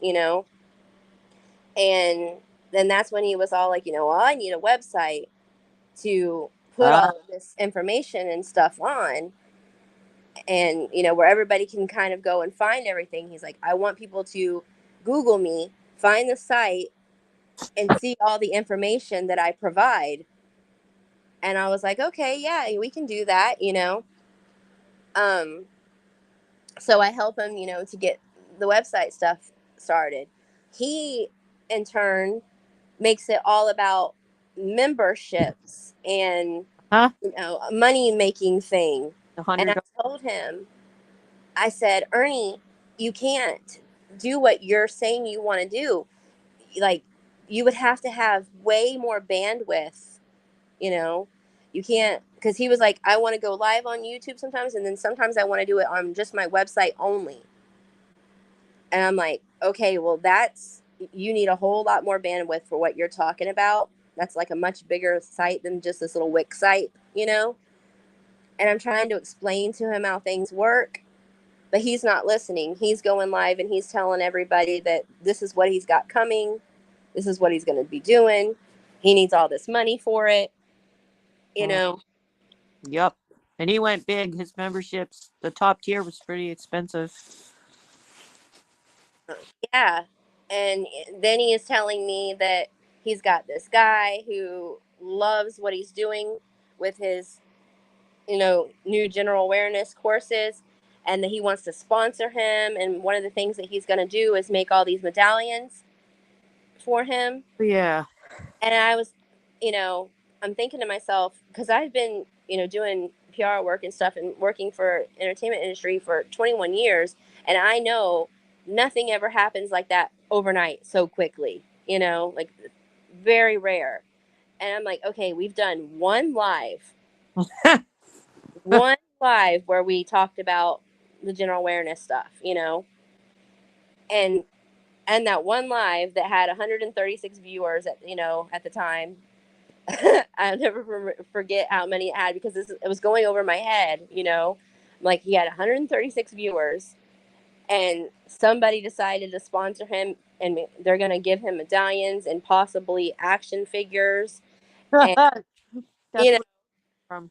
I was like, this is insane that it can't be true. But at the same time, I'm like, well, maybe he's more popular than I thought that he was. I don't know. I always wondered where the action figure, like I would always hear them making fun of him and talking about him. I'm like, you guys are mean, at the that's what I thought. And I'm like, where are they getting this? Because I somehow missed the action figure thing. And I was like, why are they always saying that? I've never heard him say that. So you did hear him say that? Yeah, yeah. Look So at Look at Love and Grace. She said when he called me wanting a ride, he said he had Candace on the other line. He said she was getting ready to tell him what happened to Summer, so we needed a ride to Tennessee. So it sounds like you got manipulated into that, like you were needed because if you didn't respond and give him that ride, then he wouldn't find out what happens to Summer. Kind of situation. That's what it sounds like to me. And did you give him a ride? That's my next question. she said earlier that her husband told her no, Oh, okay. give That's him a probably ride. that's probably good. Yeah. And I don't believe for a second that Candace was ever about ready to tell him what happened to Summer. No, he was using that as an opportunity for the ride. Yes. Because, I spoke with Candace many of times. We had some decent conversations, face to face, through FaceTime. And I I don't believe that she knows what happened to Summer. I don't. And I know that a lot of people hate to hear that, because they want to blame her. No, And it's okay. We all. I think it's more about being respectful and the way I look at it, it's like we all have our own thoughts, and you should be able to conversate and have your own opinions without getting pissed and hating one another because that's the way it should be. Me and Constance, for instance, we have a lot of the same opinions now, but that one we have a different opinion. That doesn't mean I'm gonna say, "Screw you, I hate you, you're stupid." yeah, I'm just gonna say, oh, that's cool. That's your opinion, and I have supporting reasons why I think why it's different for me, and you have supporting reasons why you both think different, and that's okay. I mean, I'm obviously somewhat naive because I fell for, Ernie stuff for a little while. Even when I saw red flags, I tried to make excuses for it or whatever. I try to see the good in everybody as much as I can, Yeah. but I spoke with her on nights where she was pretty blistered, Mm-hmm. and I spoke with her on nights where she was completely sober. Mm-hmm. And she doesn't wave, and she, unlike on YouTube where you see her be very hard and she doesn't really get very emotional, and people get upset because they're like, they want to see a lot more emotion out of her. In our conversations, I saw her get emotional. I saw her break down and cry, on a few occasions, and say, I just don't know. If I knew anything, I would tell it. Um, I think Constance is right. Her last comment, which is weird because my upbringing is probably a lot more. I think because of a lot of the trauma and stuff that I've gone through, I tend to, I don't know, I think that's why I see it different, because I've been on that side and watched people be that kind of, like you're describing him with the manipulation and all that. Even though I fell for it, I just have a background of that happening and seeing people be able to, at the snap of a dime, tell one story when I know it's not true, and I'm sitting there like dumbfounded, like, what? I've lived that. So it's kind of hard for me to be tricked by that at the same time. I don't know. It's hard to explain. yeah. Well, I mean, I should, with my dad, that raised me, my stepdad that raised me, being such a narcissist, pathological liar that he was, I should have saw it a lot sooner than I did. But Kind of I fun. go ahead. It's kind of funny how that heck can happen to us, huh? Yeah. I think I just didn't pay enough attention, really, or maybe I just didn't care enough, because I have a lot going on. I have my husband to take care of. I have my kids. I have all my other clients, that I have, and I'm I'm go go go a lot of the time during the day. And I'm not sitting on watching everything that he says, listening to everything, like some people do. So I think I just didn't give it enough time. If I would have, I would have saw it a lot sooner. Yeah. Well, I think it a lot boils down to knowing the person too, and just like spending the time, and you got to witness it, like you said with the van thing where he forgot that he told you that. That's your first like little flag there that you probably saw. Like, wait a minute, you just told me that and that. You know what I mean? And that comes down to experience and living. Like, if you had known him for years or something, then you would know and learn how quick those things roll out the tongue. You would Right. know. And it just shows that when you don't know somebody and you do see good, there's still a chance that you can be manipulated. I guess. Right. Well, after the arrest thing happened, and I was like, oh my goodness, like he lied about everything. He took that off with that van and didn't bring it back, and and when that happened, I was just floored. I And didn't get that. I never still understood that. yeah, and I think it was because he got so, this is my personal opinion, I could be totally wrong, but I think he got so caught up in that story that he created about being on a mission and being supplied this, stakeout van and all this kind of stuff, and he was having so fun with that storyline. I think he didn't want to give it back. He didn't Yeah. want to give up that part he was living, you mean, kind of thing? Mhm. He didn't want to give up being on the mission. Living. Right. Wow. And then when he realized how much trouble that he was in, because the owner starts calling and threatening, and that he's going to um, report it and all that, then he realized, oh crap, but then he's stuck in that, like, part of him wants to keep it and stay on his storyline, and then the other part knows he's about to be in big trouble. And I think that's when he had his breakdown, and we all seen the live where he's acting like the man's gonna explode at any time or something. Mm-hmm.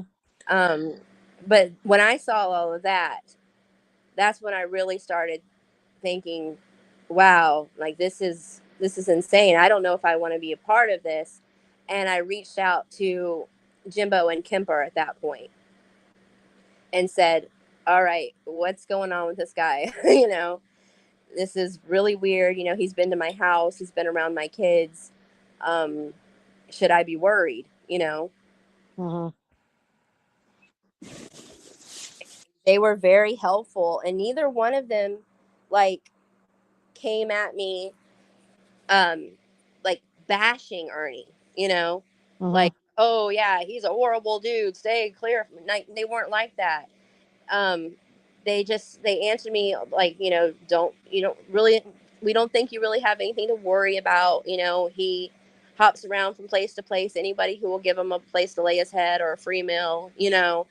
um but he loves to make stories up, and he lives in this fantasy world, and you know, he tells a lot of lies. So, you know, they just kind of said what I was starting to realize about him. Yeah, they confirmed it. Mhm. Eh, So I was like, okay. And then I started watching Jimbo's channel and finding out more and more. Um, Constance said, Alicia, how did you get into the LLC? Okay, so what happened with that was um, soon after he left, he admitted, you know, to me that he does have some mental issues, post-traumatic stress disorder, all that. You know, I heard the story at that point that a lot of you have probably heard by now about his upbringing and all the abuse and everything. He really played on my heartstrings with all of that, and said that that was his reason why he wanted to help save children the best that he could and raise awareness for them, and that he wanted my help in, you know, doing the general awareness stuff, you know, and putting the information out there and making like women not be afraid to speak up if they're being abused, you know. hmm. And he had all these people that he was talking to that were going to partner with him and make the organization big, but he had to have an LLC first, you know, for all of that to happen. He starts naming off all of these names of all these people that he knows that are going to help him, you know, once he's got this LLC. So Oh, he said he wants to do this, you know, rescue our children, and it was mainly going to be just general awareness and helping provide people with resources.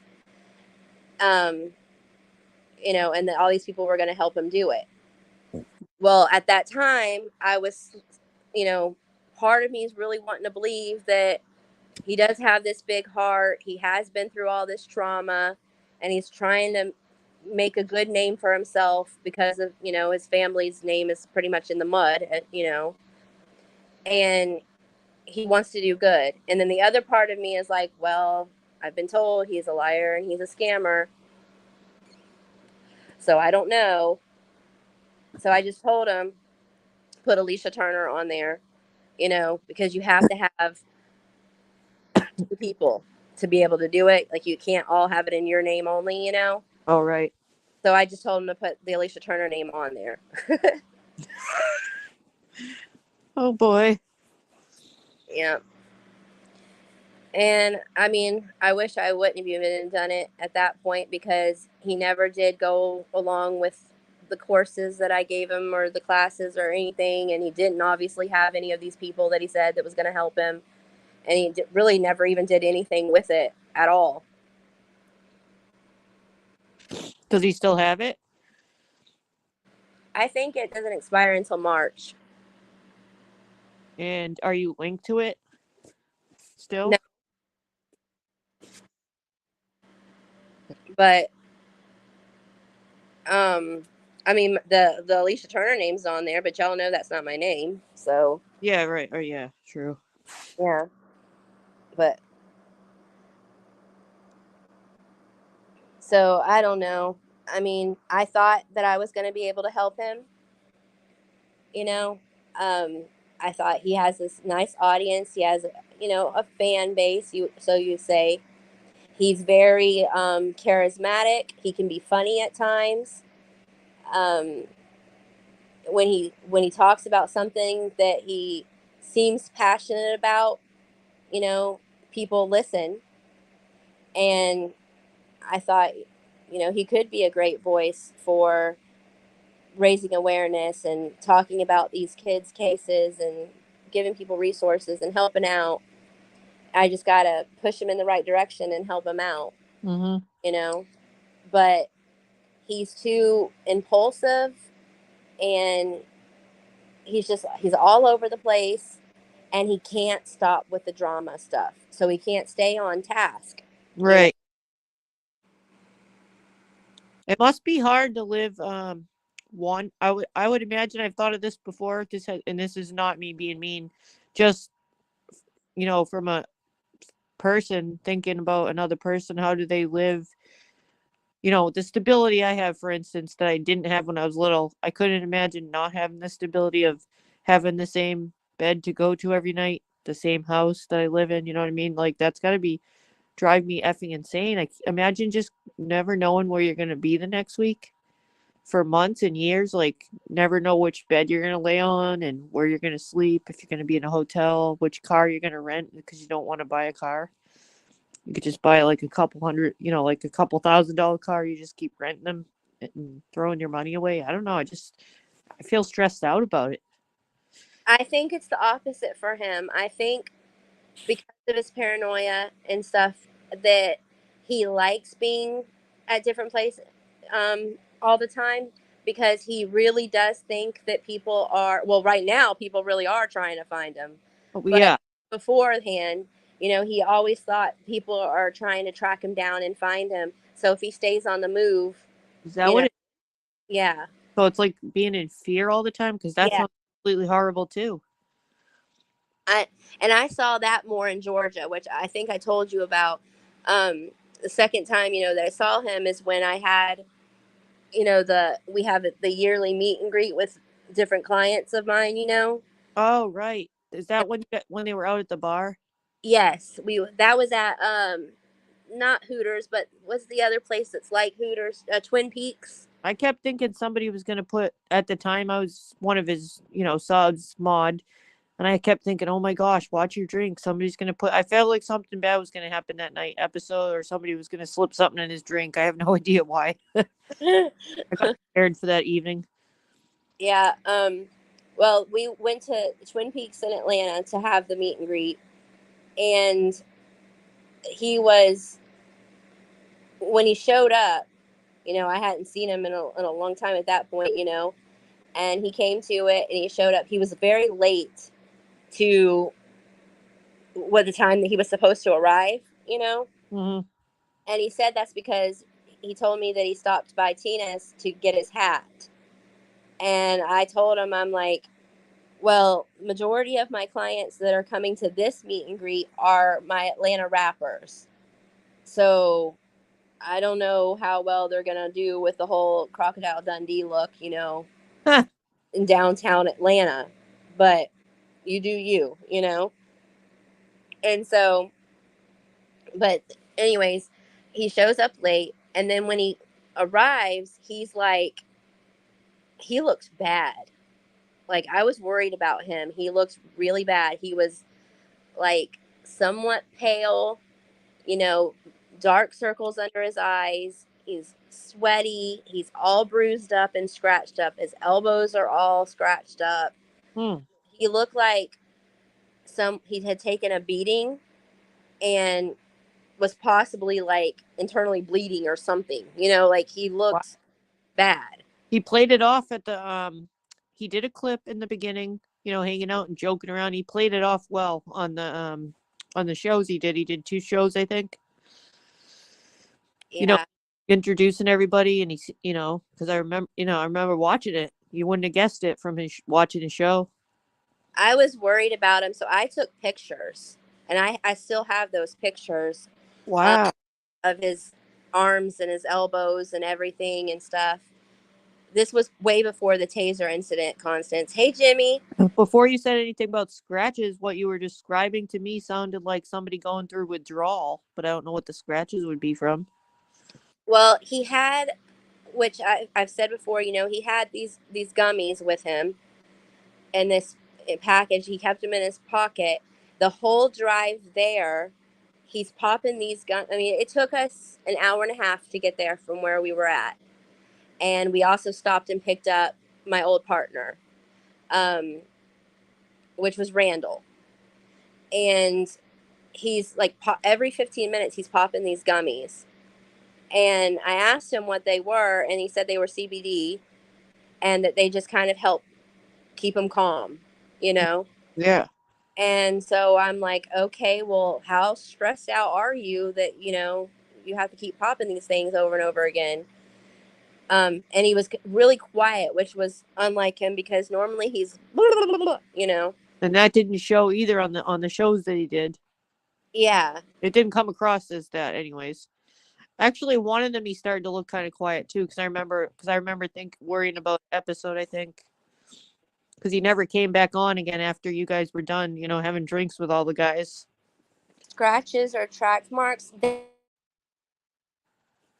were scratched. You know what it looked like to me? Honestly, it looked like he fell out of a car.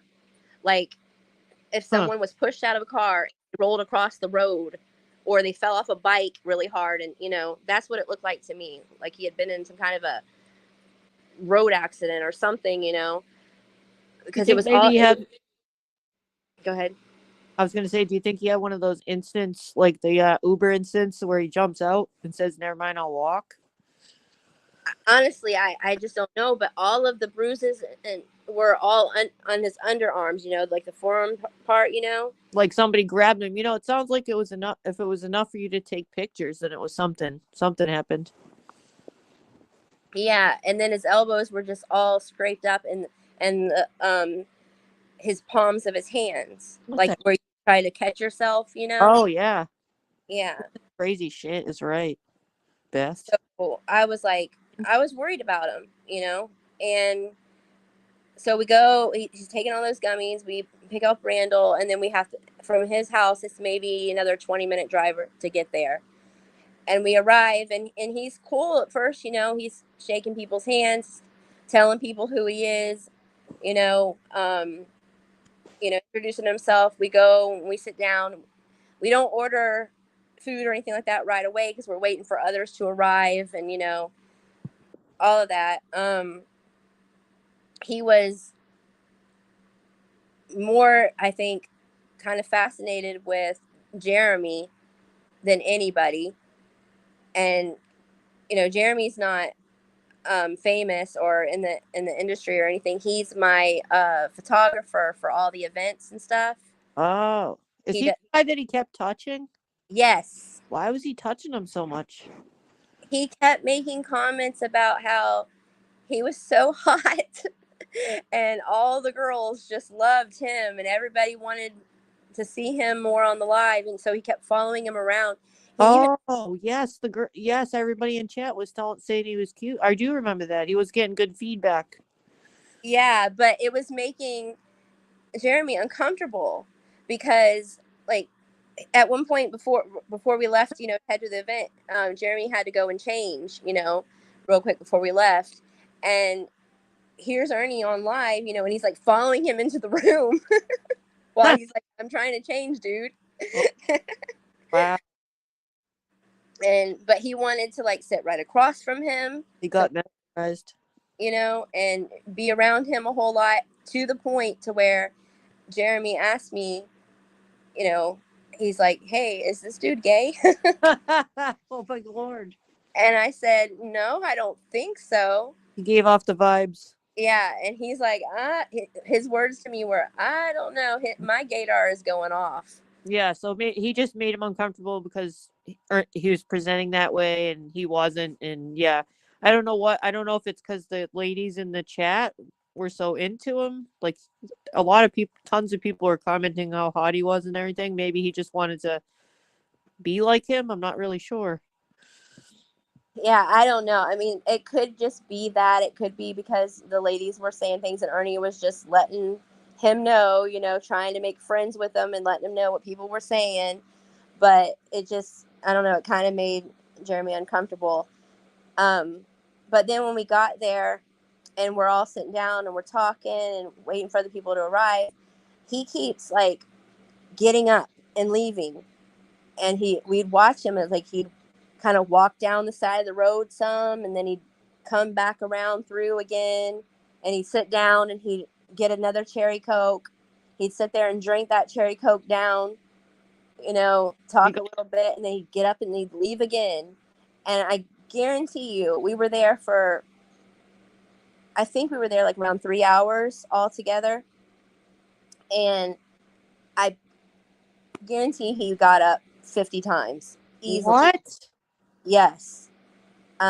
He must have having episodes paranoia, like he couldn't take he got severe social anxiety. Maybe he got triggered, uncomfortable around too many people he didn't know because it was a group setting. Maybe right. He felt so out of place that he to get up that 50 times. Yeah, well, I'm thinking, okay, we were sitting outside. Oh, I think he was hearing voices is what I think, and he had to escape the crowd. Yeah, we're sitting outside and there's traffic going by, and lots of people playing their music. This is downtown Atlanta.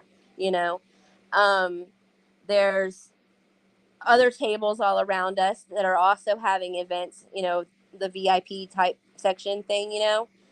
And then there was a good bit of people at our table too. So I think that there just was a lot going on, and that he's like looking all over the place constantly, and then he gets up and he leaves and comes back and stuff, and he probably took down 6 cherry Cokes in a short period of time.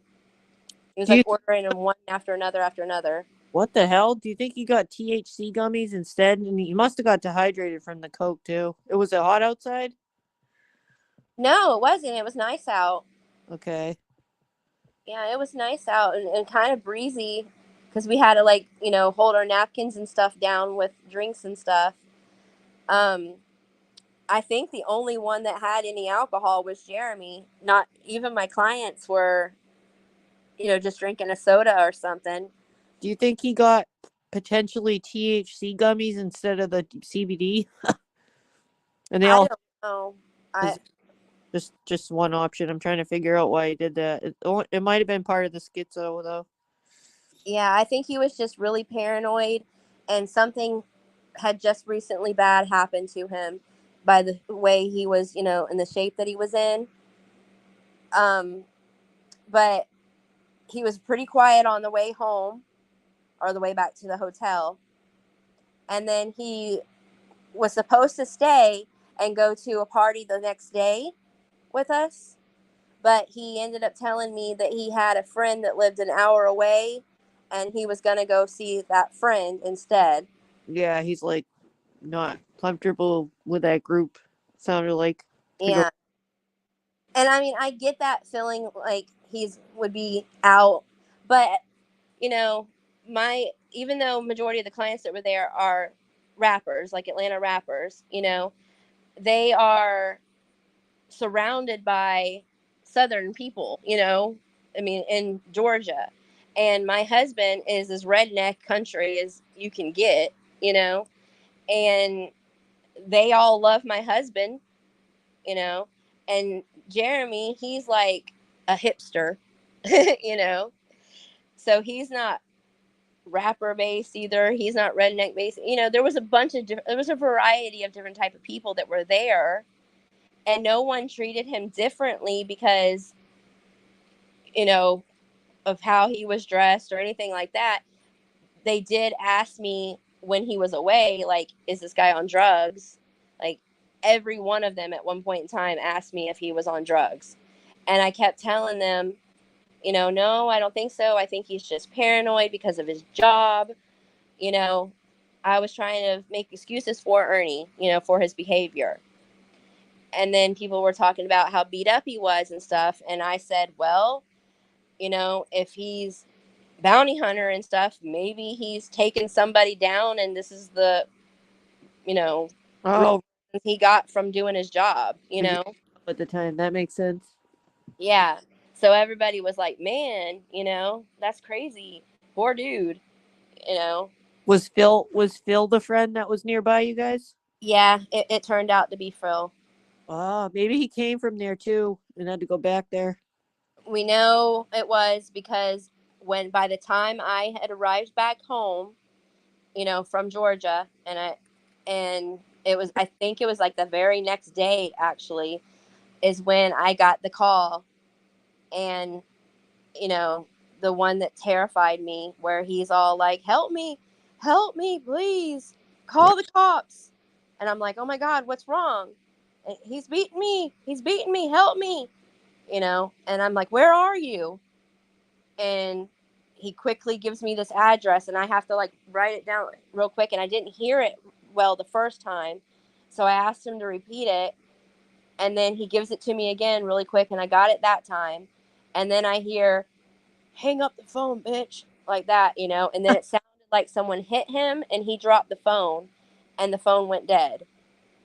So first thing I did was call the cops, and then I called Jimbo. Wow. Wow.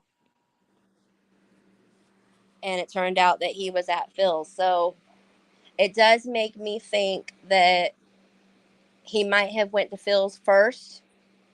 Oh, I know what happened. Jeremy made him horny, so he went to Phil.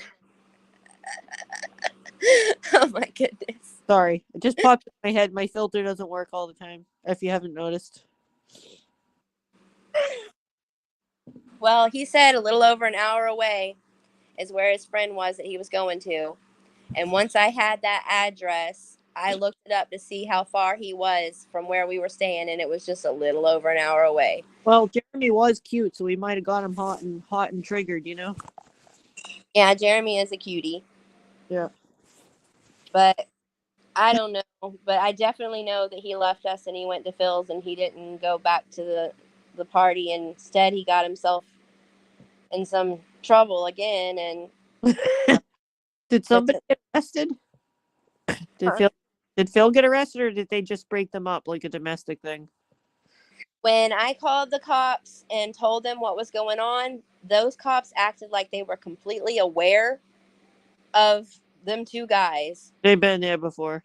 And they told me, well, they asked me who I was, and then they told me I shouldn't worry about it. They'll talk to them and handle it, Yeah. But they acted like this was a thing that they were aware of. So I was like, I had never heard something like that before from calling police, and telling them an incident that had just occurred. Oh, yeah, Sarah, after dark. So after I talked to Jimbo, and I think, maybe like an hour or so went by, I called again. When, remember, he went live and he's walking down the road. Oh, yeah. And you can see how dehydrated he is because he was like foaming at the mouth and stuff, Yeah. So I called again and I told them that I had called earlier about the incident between the two men. And now, Ernie's walking the highway and he's looking really rough and I'm scared for him and all of that. And they said that they had already spoke to Phil and they had gotten the whole story. And Ernie's a grown man and he can do what he wants to do.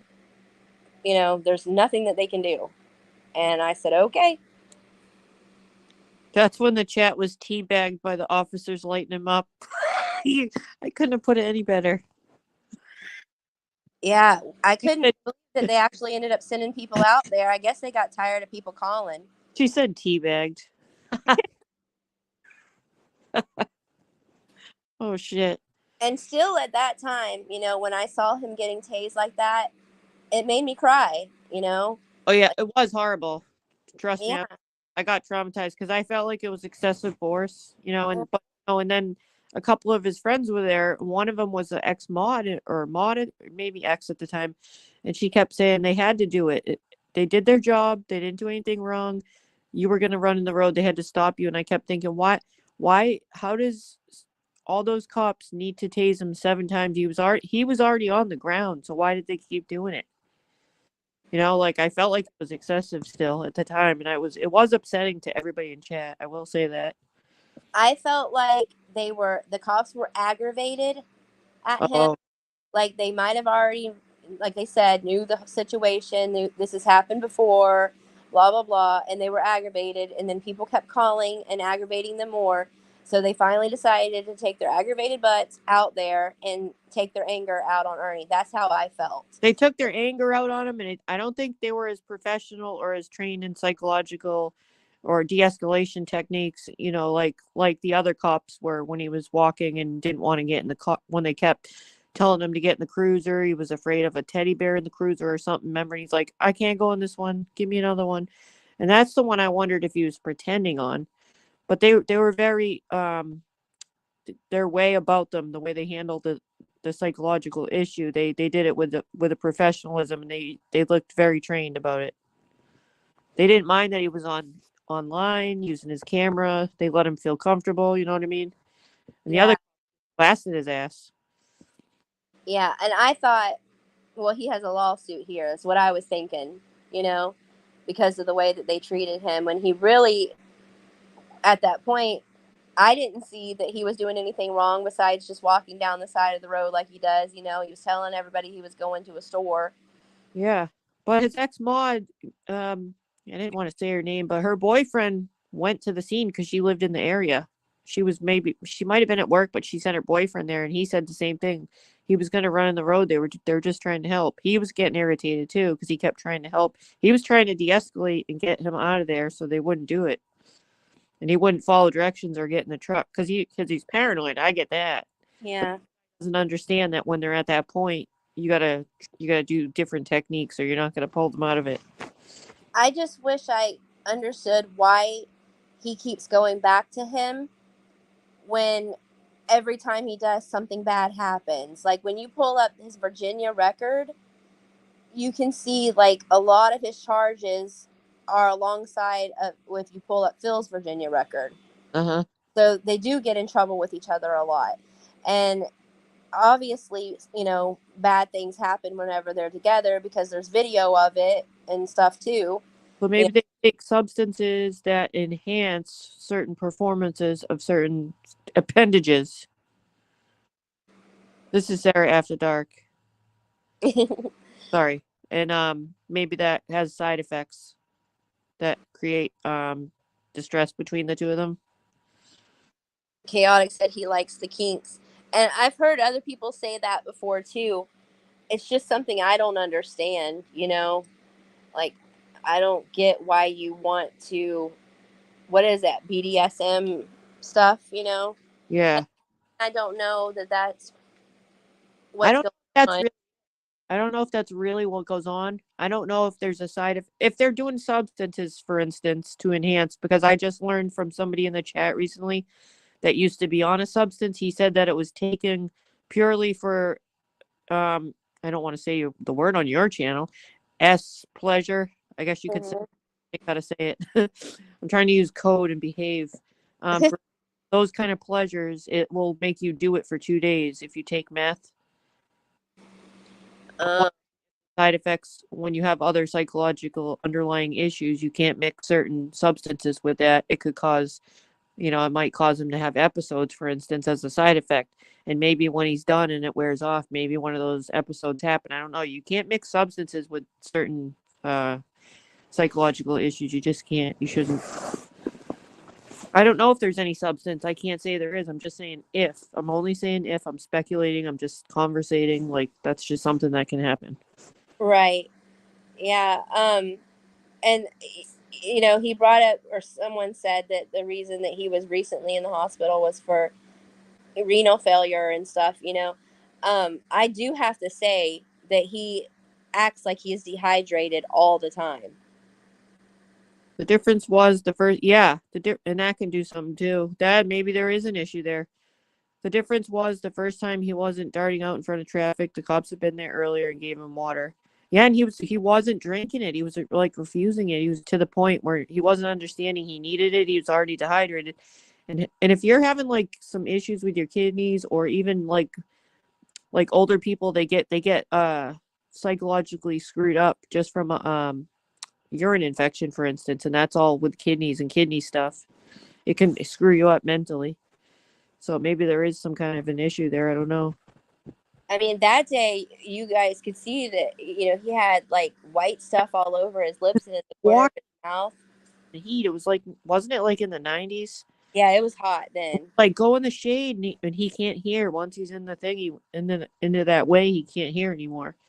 He wouldn't listen about. He didn't understand that the body needs the water because he's already screwed up from it. Yeah, and he won't answer the phone. No, people were trying to call him. I was trying to call him. That pisses him off when the phone starts ringing. Yeah. Yeah. So I don't know. I definitely agree though that he has mental issues. I definitely think that he does have the schizophrenia and paranoia issues and stuff. He needs real mental help. He needs to be put into a facility, and then he needs to be put into a caretaker who will make him take his medication. Medications should be court ordered, even if a nurse has to come and inject them. And there are some, for those kind of problems, you don't have to take pills every day necessarily. And I know what works for one doesn't work for others, but there are shots. I have a family member that wasn't doing hers right or doing what she was supposed to do, and she went to a nurse visit, not a doctor, just the nurse. You pick up your script, and they do the injectable in either your butt or your arm once a month to treat that same issue that he has or reportedly has, and it works. And that's easy for people on the go that like to go around. But you got to follow through with treatment if you want to have results, not excuses. Yeah. But I watched some videos too about people with schizophrenia that, they're not always that great with hygiene, and when they're feeling okay, then like they're not hearing voices, they're not having these panic episodes and stuff. That they think that they're better, that they're fine, Right. so they won't take their medicine or get help.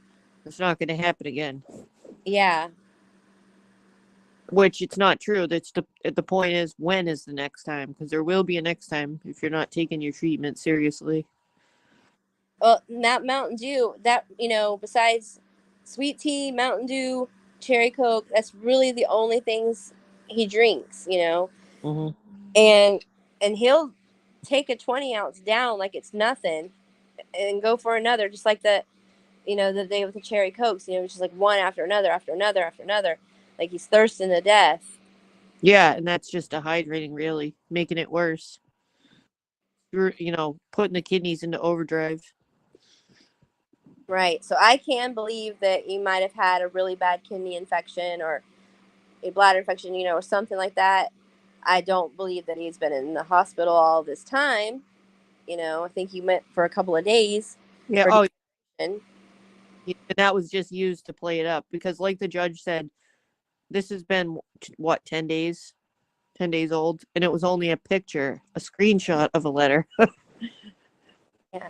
Well, I kind of thought that maybe the judge did have a copy of the letter, because I didn't see that she ever even looks over at the screenshot that the lawyer had on the phone. Mm-hmm. Looked like she had a paper in her hand, and he said something about he might have faxed it to the court too. So I thought, Yeah, I saw that. yeah, My but assumption was he acted like he told. My assumption was he told the lawyer he faxed it, but didn't, because it didn't look like it was. I was like, oh yeah, he don't even have the letter. It sounded like the only thing presented was the lawyer got the picture, and he stated that he faxed it in, but I don't know if they ever that didn't look like it was in the paperwork because she looks really aggravated and pissed. yeah, and then she says, without like looking at his phone or anything like that, that this is dated, what was it, on the second, and it's now been 10 days later, and there's no Oh, update. right. So Right. that's why I thought she might have had a copy. Oh, right. Yeah. So I don't know, but either way, there was no update, and they, I have, my friend that's the detective, so I asked him about, The lawyer did look embarrassed. I felt bad for him, actually. I'm not going to lie. for sure, but I asked him about, like, well, what do you do when something like that happens? Like, normally, like, what's the process that they're allowed to do and stuff?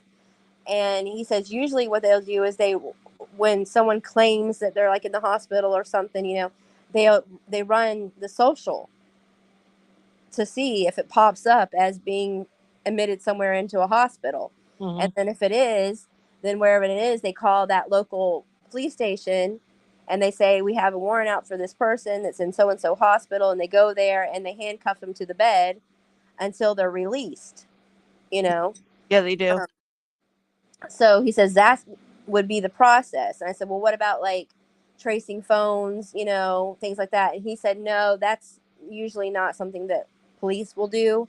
That's like FBI, like if someone's murdered somebody or something, you know, Mm-hmm. then they might go that far. But typically, he said the most that we usually do is run the social, or if we have, like if we really want to get a hold of the person, he said we might even check like debit cards, credit cards, you know, Yeah. but that's about it. And I was like, okay, you know, so they're not going to do like this huge search for him for what charges that he does have. They're going to leave it up to him turning himself in or somebody catching him, you know, or him committing another crime. What 105? Is there a stand tonight? When I looked there wasn't one scheduled, so I thought maybe he took a night off. Uh-oh. Did Jimmo go live? It wasn't there's two different times there, so it actually might be a 1:00 one of those real late ones. I won't be able to do that. But there's two different times, so I don't know if he actually made one. Is it 1:05 Eastern that it starts? Is it one of those late ones again? Oh, okay. Oh, I feel so bad for Sane. Sane's a trooper. Maybe Sane can do a story on your panel someday. Yeah, definitely. I'd have him come up and. Did you see what they wrote? The last comment. They left a domestic situation. They got mutilated, put in the hospital, and actually Never Silent's been like an angel helping out. She was sleeping in her car for weeks and just showering at work and living in her car, hoping to get this apartment, which Never Silent's been helping with money towards getting the apartment. And I just saw in chat that there might be a washer and dryer coming soon, and struggling to get everything going. And last I knew, all the stuff wasn't turned on yet, but she had a roof over her head at least. My goodness. But yeah, it sounds like I don't know exactly what happened, but I know that you have a story to tell sometime when you're ready. It sounds like, and lucky to be with us here right now. It sounds like. Yeah, for sure. I mean, when you go through something like that and then you come out and you tell your story, you know, that's a testimony for others. It liberates other women or even men, you know, Mm-hmm. who step out of a bad situation and, you know, do things for themselves and stuff and get back up on their feet again. And people love to hear about stuff like that, you know, and let them know that they can do it. If you can do it, they can do it, you know. Oh yeah, perseverance. Yep. I'm hoping that my little cousin will come out soon and tell her story for herself. Yeah, I've been wondering how that's going. I'll see her tomorrow at church and stuff because they're gonna be there, and my cousin's going to be preaching, you know, and talking about everything that went on over there tomorrow at church. But Monday we're going to hang out at my mom's house, you know, and it's going to be more just family, and I'll try to talk to her about it then and see if she would be open to doing that. She's 18 now, so you know she can do what she wants. Yeah, right, exactly. When she's ready. Mhm. Deep Blue says, "Hey, all been listening. Unfortunately, a lot of people in this situation, homeless, mental illness, possible drug issues, fall through the cracks. No stability, transportation, and mental issues prevent care." And that's true. Yep, it is true. And where I live at, they really need to up their game with helping people. Like we don't even have a woman shelter in my county. Wow. Insane says, "I have everything turned on now." Okay, you got some your lights and stuff turned on because I know you didn't. I think you didn't have lights or heat, just a roof. But it says, "I have everything turned on now, but getting it all still hitting local places for leftover food each night when they don't close early." But next check, I will get me food in 2 weeks. Well, I know you. I am very proud of you. Very proud of you. And if I get to a position where I can help you, I will help you. And Never Silent, you are a blessing for helping her through this. Really done a lot. If you're interested, Never Silent just said, let me scroll back up here. There was an episode that Never Silent had where Gator told some of her story, and that's the one where it started with Sane's story. If you want a little of the backstory, that's the episode to find out a little bit about, how that happened. But Never Silent's definitely a wealth of information and a godsend for, some, it sounds like. Yep. I know what it's like to leave a bad relationship and be scared to death, Yeah. after you've been with somebody for a long time. And when I left my first husband, I was still young, and my kids were young, and my parents were not very supportive because I was growing in a strong Christian household, and divorce is not as a big no, Right. So they did not want to help me out whenever I left my husband. So I had to my husband's parents, which were my in-laws at the time, watch my children, and I lived out of my car for a couple of months and worked until I got up on my feet to get into a place. For a couple months. Yeah. Dang. That sounds like about what they did. And taking showers at work. She's a nurse. Well, I was able to stay at my friends' houses some nights, and get a shower. Yeah. Stuff like that. But most of the time I was in my car, right outside of my work. I was working at Publix at the time. Oh, wow. And I saved up until I could get myself a place, and then, brought my kids back over, and then I lived that way for a year and a half until, I met who my new husband is, and we started dating. But nothing makes you feel more like confident in yourself and strong and independent and, liberated and stuff to, do something completely on your own. And no matter the struggle, you just keep fighting, and then you do it, and then you look back and you're just like, oh, I did it. And you just feel so, strong. World, I would imagine. Yeah. Do you see Never Silence comment? I was trying to do the same for Mama T, but D-Boss ran me off, so I couldn't. And I bet you would have been able to help too if she was receptive to it. D-Boss said he's away from his computer, but he will send me some money that I can. Oh, that's somebody else. That's not what I thought it was. I thought it was D-Boss. Hey, E Squared. Hey, Jimbo. Deep Blue. Everybody that's came in. What's up, everybody? Howdy, y'all. John Deere girl. We told some deep stuff. We're talking about some stuff I never knew about.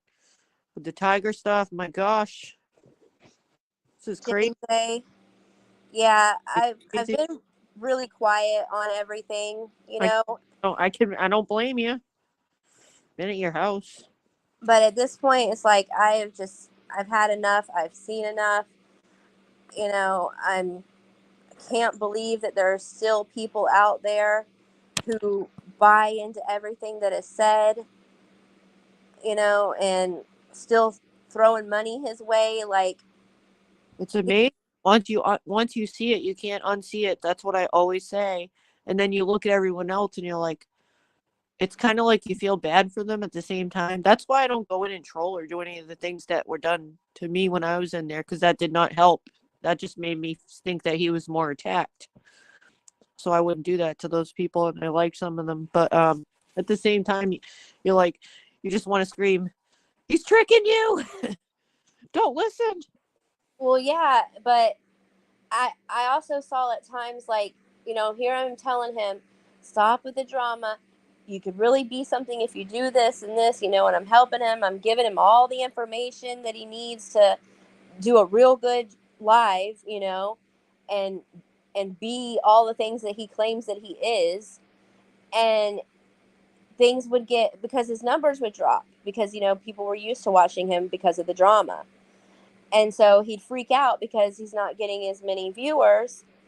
So he would instigate drama, and I'd watch it happen. Like, I'd watch him pick a fight with people. Yeah, like the 3 days that he tortured Benny when Benny wasn't even that's, I really saw it with that one. Where he was, called him out suddenly and had his whole group attacking him, and that stupid TikTok stuff. And, like, I'm like, why are you attacking Benny? He's not even bugged you in months. It seemed like, now you're starting with him. He wasn't even doing anything to you. That went on for 3 days before Benny finally responded. But what is he supposed to do? Yeah. And that's when I was like, any sympathy that I had for him being trolled or him being bullied, that all just went right out the door when I saw that, and that he was doing that. And I watched him do it on a few occasions, and I started telling people, like, people aren't talking about him right now. Things are pretty silent, and he just out of the blue comes out with something to instigate a fight with Rap or somebody. Yeah, right. And I was like, why? What is the point? When things were calm, just Mm-hmm. all back up again. And then I saw his numbers start jumping back up, and I'm like, okay, that's the point. It's Mhm. all about numbers with him. He doesn't care what his content is as long as it's bringing in the people, Or people that sub to him or mod for him are getting distressed by the fact, for one thing, that he blocks people, makes this big whole thing about block means blocked, and then the next day they're all unblocked again, constantly. Now they're back in the chat torturing us all again. Screw us, the hell with us, we don't matter. As long as your numbers go up, right? Don't matter about our psychological distress. Thinking Right. out for you, now we're all getting stressed out and attacked. We got attacked for him. Right. And then I couldn't understand how people weren't seeing that he would instigate it, and then they would come back and attack him because he started it, and then he would play victim, and then everybody would start throwing him money. Oh, poor Ernie, he can't do anything, and people are attacking him. And I'm like, what do you mean, guys? Did you not see he started it? Like, it blew my mind. You want to know what blows my mind? Not to get off track again, this comment here by Sane Insane. Mama T and them told me my story didn't matter and they needed to get a job. I have one. And I wasn't asking them for help. I was just talking to Danny in her chat like I'm doing here. What? She's a nurse. She worked the whole time and lives in her car. Okay? After being mutilated and hiding from an ex, okay? And still works, so.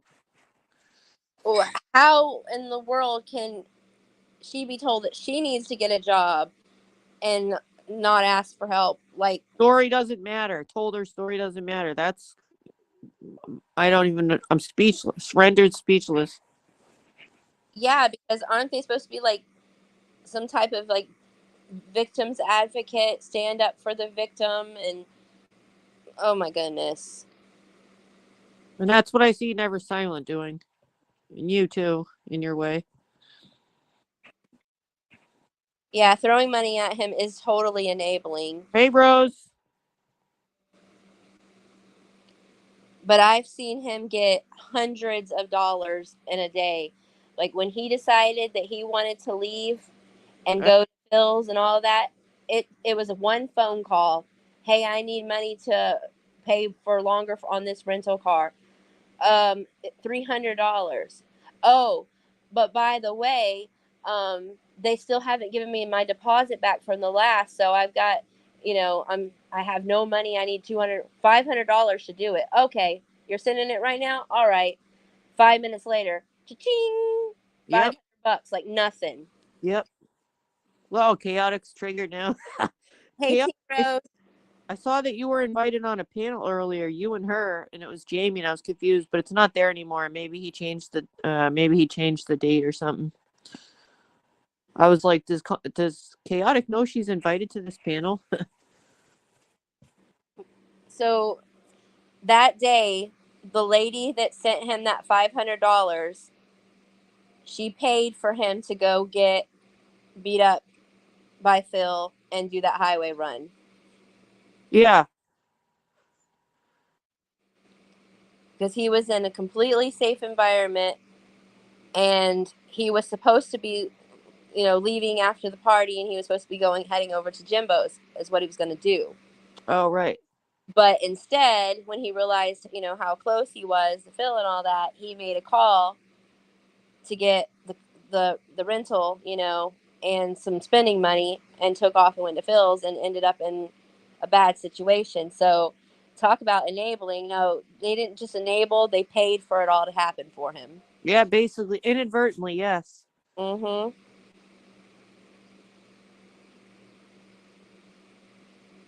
Buddy to feed his team. Oh.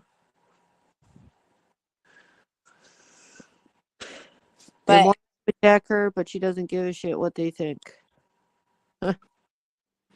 Oh, we're kind of gone over a bunch of different things, Team Rose. It got a little deep for a while.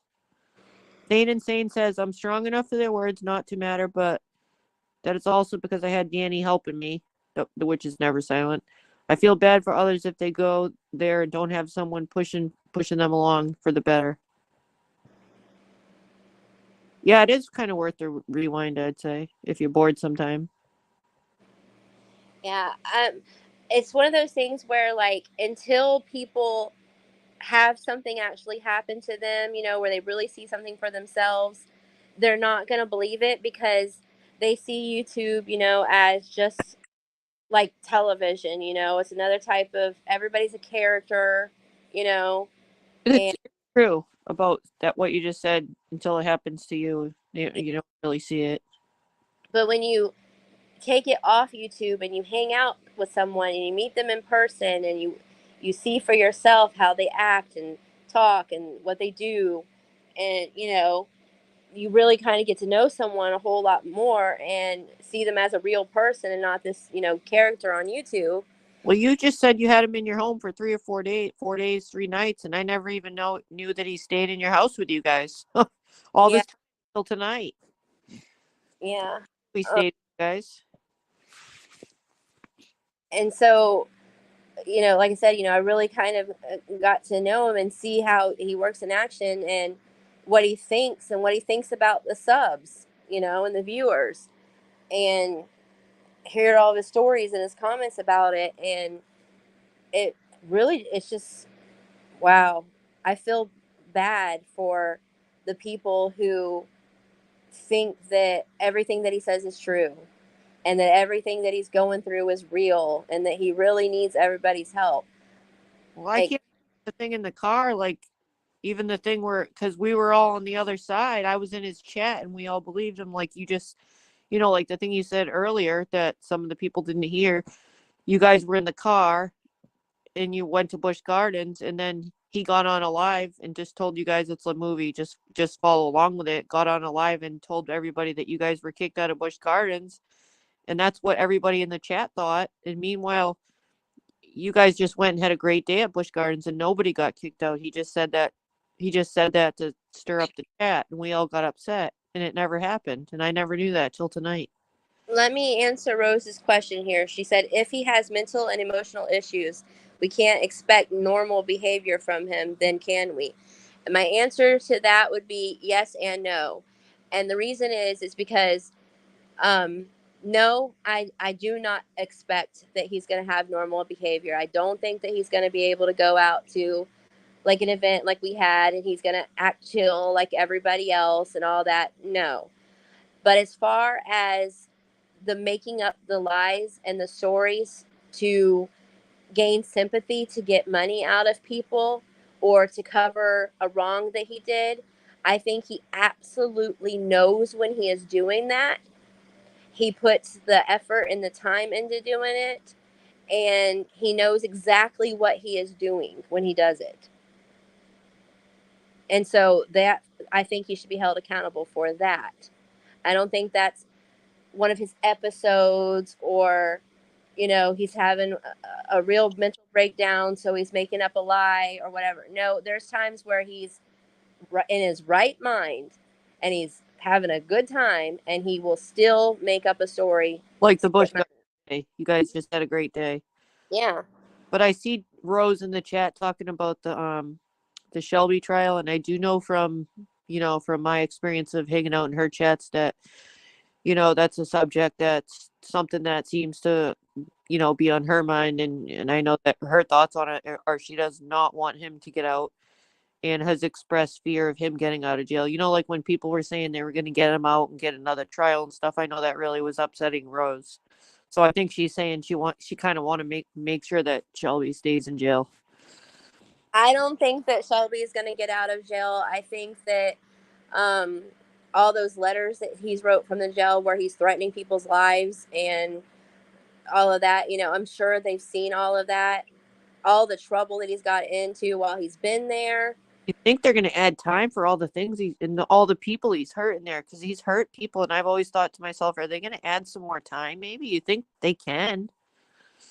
He should be held accountable for all the people he's hurt in there. Right. And I think he will be.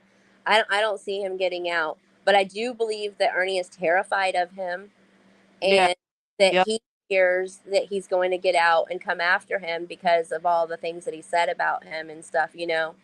There's bad blood between them, obviously. And I think that he does have a post-traumatic stress disorder, of things that have been said to him by Shelby and through his family. Yeah. Mm-hmm. But what's this thing that I've seen Constance say this a couple times? Seeing you cry on Daisy's panel with Jimbo. I didn't see that. What happened? What was that? Oh, talking about the day that, he was tased and Oh, they hurt him like that, how they did. And I was already terrified about, what Phil had done to him and that call that he made to me where he sounds so scared and frightened. And I do genuinely think that he was scared when he called me and I could hear, Phil in the background being mean, and hitting him. So then being tased on top of it, it broke my heart. yes, Love and Grace. Exactly, Love and Grace. You were made to feel like you let Summer down because you didn't do that. That's what I was implying by that. Yeah. General Awareness said Ernie said sorry and he means it. Mm-hmm.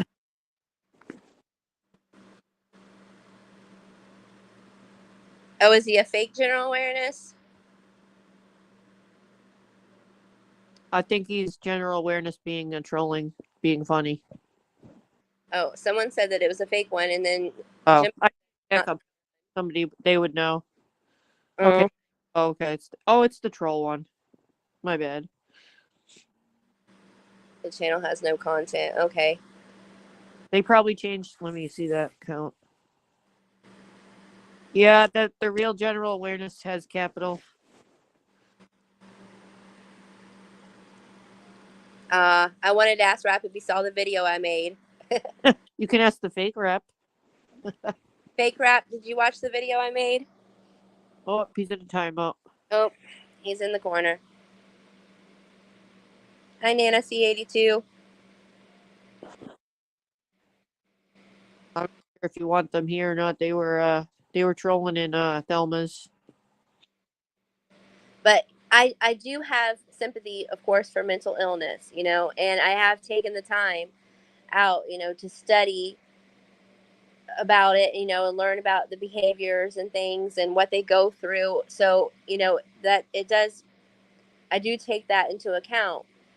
But being around him and knowing him like I did, I also know that he does a lot of things fully aware of what he's doing. And that despite his mental issues, he's also highly narcissistic. Okay, because when you have dual diagnosis, there's more going on naturally, yeah, and things can be conflicting with each other. And I think that he developed, and this is all my opinion, the narcissistic personality disorder from past traumas, Mm-hmm. like things that he went through, things that he saw, stuff with his brother. Um, it's got to be hard growing up in a smaller town area where everybody knows who you are. Everybody knows what your family just did and what went through. That your brother just killed a mayor and people suspecting that you might have had something to do with it. And then wanting to branch out of that and have some fame for doing something good, you know. And that's where I think he came up with this whole rescue the children thing because I believe that he was a big Q follower. for a while and Mm-hmm. saw the whole Save Our Children stuff and how many people were jumping on board with all of that. And I think he saw, cha-ching, I can do that and I'll gain followers from it.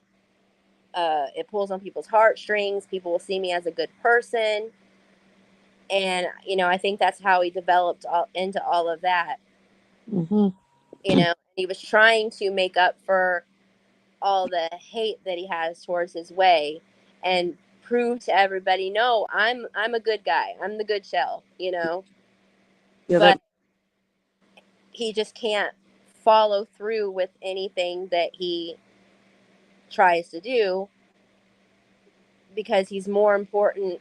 I mean, he wants the fame and everything, but not do the work.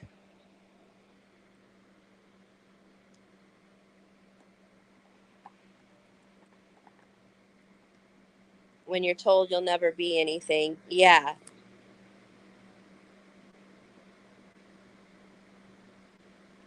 I believe ES needs to accept responsibility for his behavior, but I remember BK and his followers chomping a bit to get him arrested. BK pretended he was concerned about ES, the joke.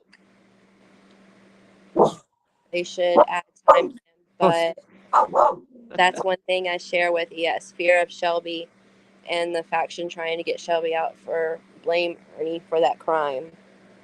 I don't think that's going to happen, Rose. I think that's just part of Ernie's paranoia, but I really don't think that's going to happen. And I don't know about Benny trying to get Ernie arrested or anything like that. I remember him being in the back chat, concerned, that he needed to get mental help that day. But I really have never really watched Benny, so I don't know. I felt at the time everyone always was attacking him and hurting him, and I always got offended, but I didn't know about the other stuff in the back, going on. But I also know that when you see things and don't unsee them, and you're on the other, I guess, side of things, you kind of see the people that you thought were attacking differently. Is it that, or have they grown more? Are people growing, accepting responsibility, and changing, and in their behaviors are changing? I don't know. Are some people like growing up? Basically, I don't know. It's a combination of everything because I see people not what I thought they were before. Or am I seeing goodness that I just didn't see before because I thought somebody was attacked, or is it a combination? I don't know. Yeah. I know that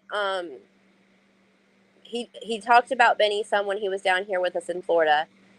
And at that point he kind of talked about Benny like, oh, he's just another one of my troll people. It wasn't serious.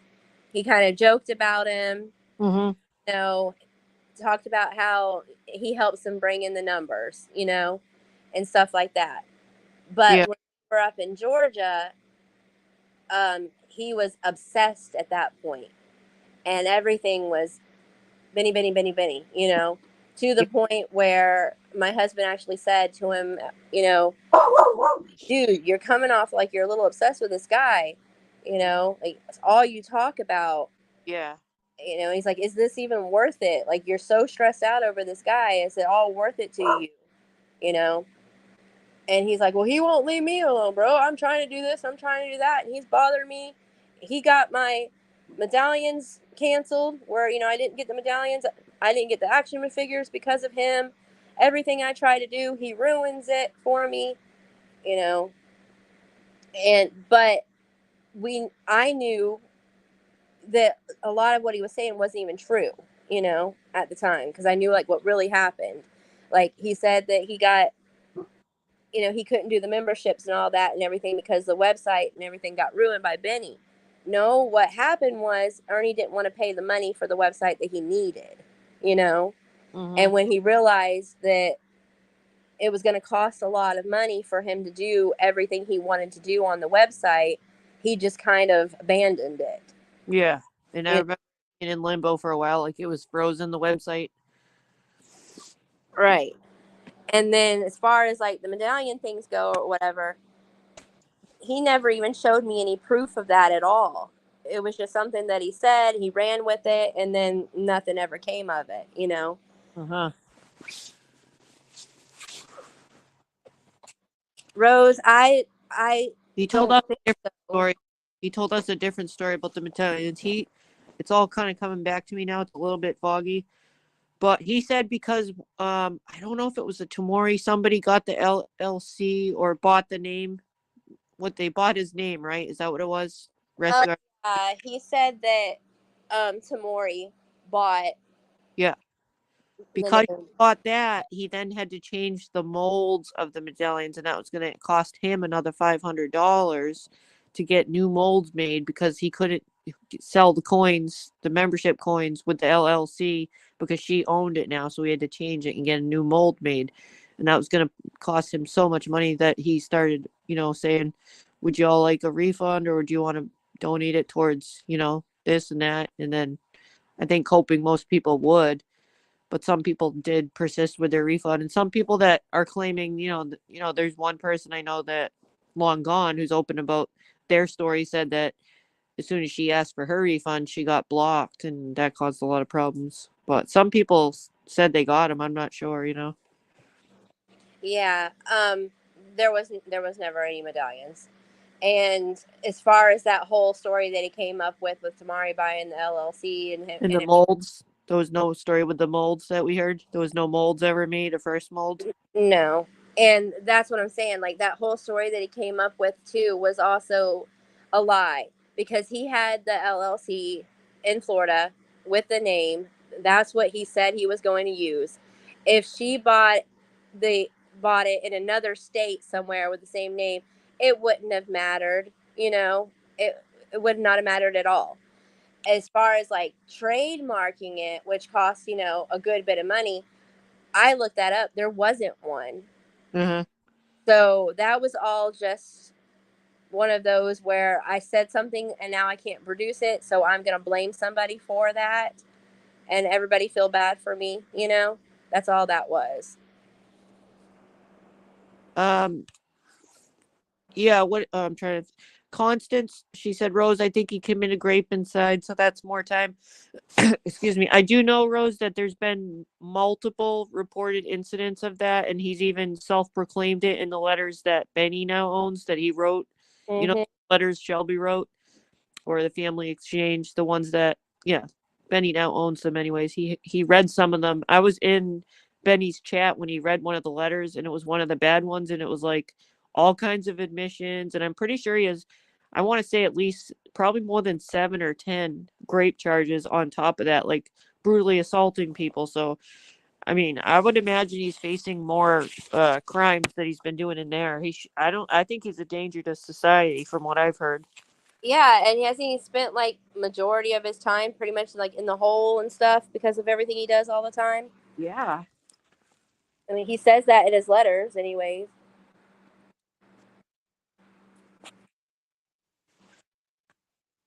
We're kind of going over like some of the stories we were told versus facts, and we're kind of learning different things. And yeah, I mean, Benny may have been the one who I know who Avery? Summer case. I Yeah. don't know if he is or not, but Benny didn't make Ernie go and stage a fake finding of Summer stuff at a racetrack. He didn't make him go live and tell everybody that Candace was about to tell him everything, but he needed some money. Or that you guys got kicked out of Busch Gardens and you were in the car with him, which I never knew till today. Yeah, I mean, there's a lot of things that he said that was and did that was so not true that Benny didn't make him do. And I think the reason why Benny got so irritated with Ernie is the same reason why a lot of people got irritated with Ernie, because they saw the lies in an important case about a missing child. And I'm So not saying that he is harmless. I don't know him very well at all, Team Rose. Like, I've never had a conversation with him. I've never really sat and watched any of his videos. I just know that everything that Ernie did cannot be blamed on Benny. It sounds like Rose's biggest thing tonight, though, from what I'm looking at, is the making sure the bro stays in the lockup. I think that's what I'm gathering. I know from being in your chat, from knowing you for a while, that I know that's something that really bothers you. It seems like that's what you want to make sure tonight, Rose. Correct me if I'm wrong. Yeah, a lot of people did want those medallions. I mean, that would have been cool, for people to have like, the medallion type thing or even the action figure Yeah, thing. trinket for your collection. A lot of his ideas aren't bad. It is a good idea. It's just that he has an idea and he speaks it into an existence, but then never follows through with it, Yeah, it's execution that becomes hard.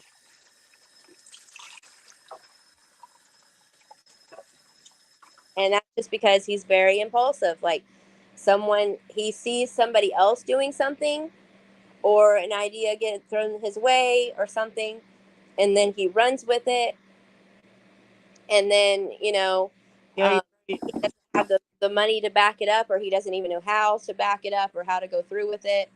And so then he has to hurry up and backtrack and come up with an excuse as to why it didn't happen. EK was horrified by what was written in those letters, so in a way, I'm glad he read them. I think he kept most of them. Yeah, I'm pretty sure he does have all of them. Last I knew, and the ones that I know he burned one on Alive or something, but he said he already scanned all of them into his computer and they were already saved on drives and everything. So they're all backed up and saved. For if they were needed for some kind of proof or something.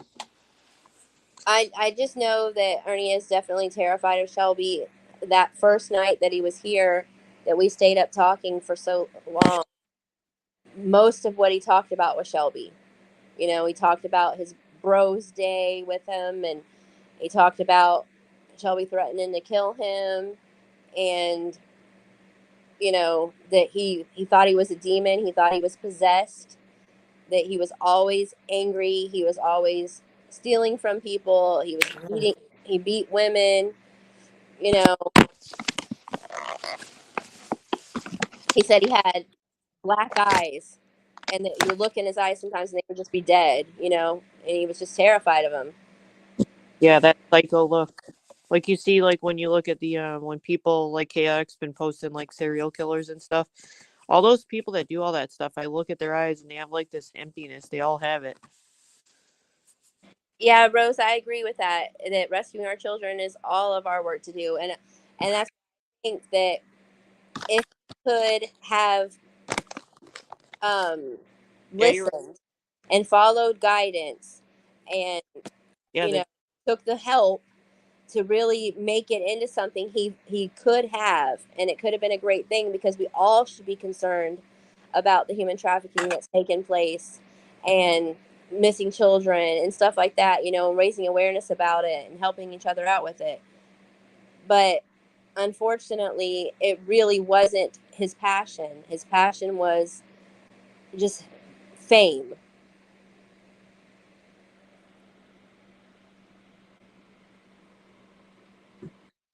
Shelby's eyes are dead.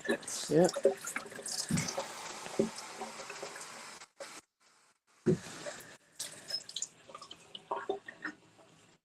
If he got the help he needs and focused on just one thing, like maybe a real job, a stable home, but you can't wave a magic wand and make that happen. And Blue, I don't think that he ever really wanted that, because I had said earlier in here, I believe that he's like a vagabond type person. I believe he wants to be in a different area very often, because he does have that paranoia. But And what if meds stabilize the paranoia and he would enjoy being in one spot? Because it can't be fun to be on the go like that. Like maybe it's just presented to us like he's having fun, but maybe it's stressful. It's not normal to not know where always stressed. not normal to not know where you're gonna sleep every night. What's Yeah. presented to us could be something different to him, you know what I'm saying? Like obviously we learned a little more of that tonight. You present one thing to people and you might be feeling another. Yeah. I don't know what he would be like if he was on the proper medication and made to be on it. Like, Yeah. I really do believe he needs to go and have a full evaluation.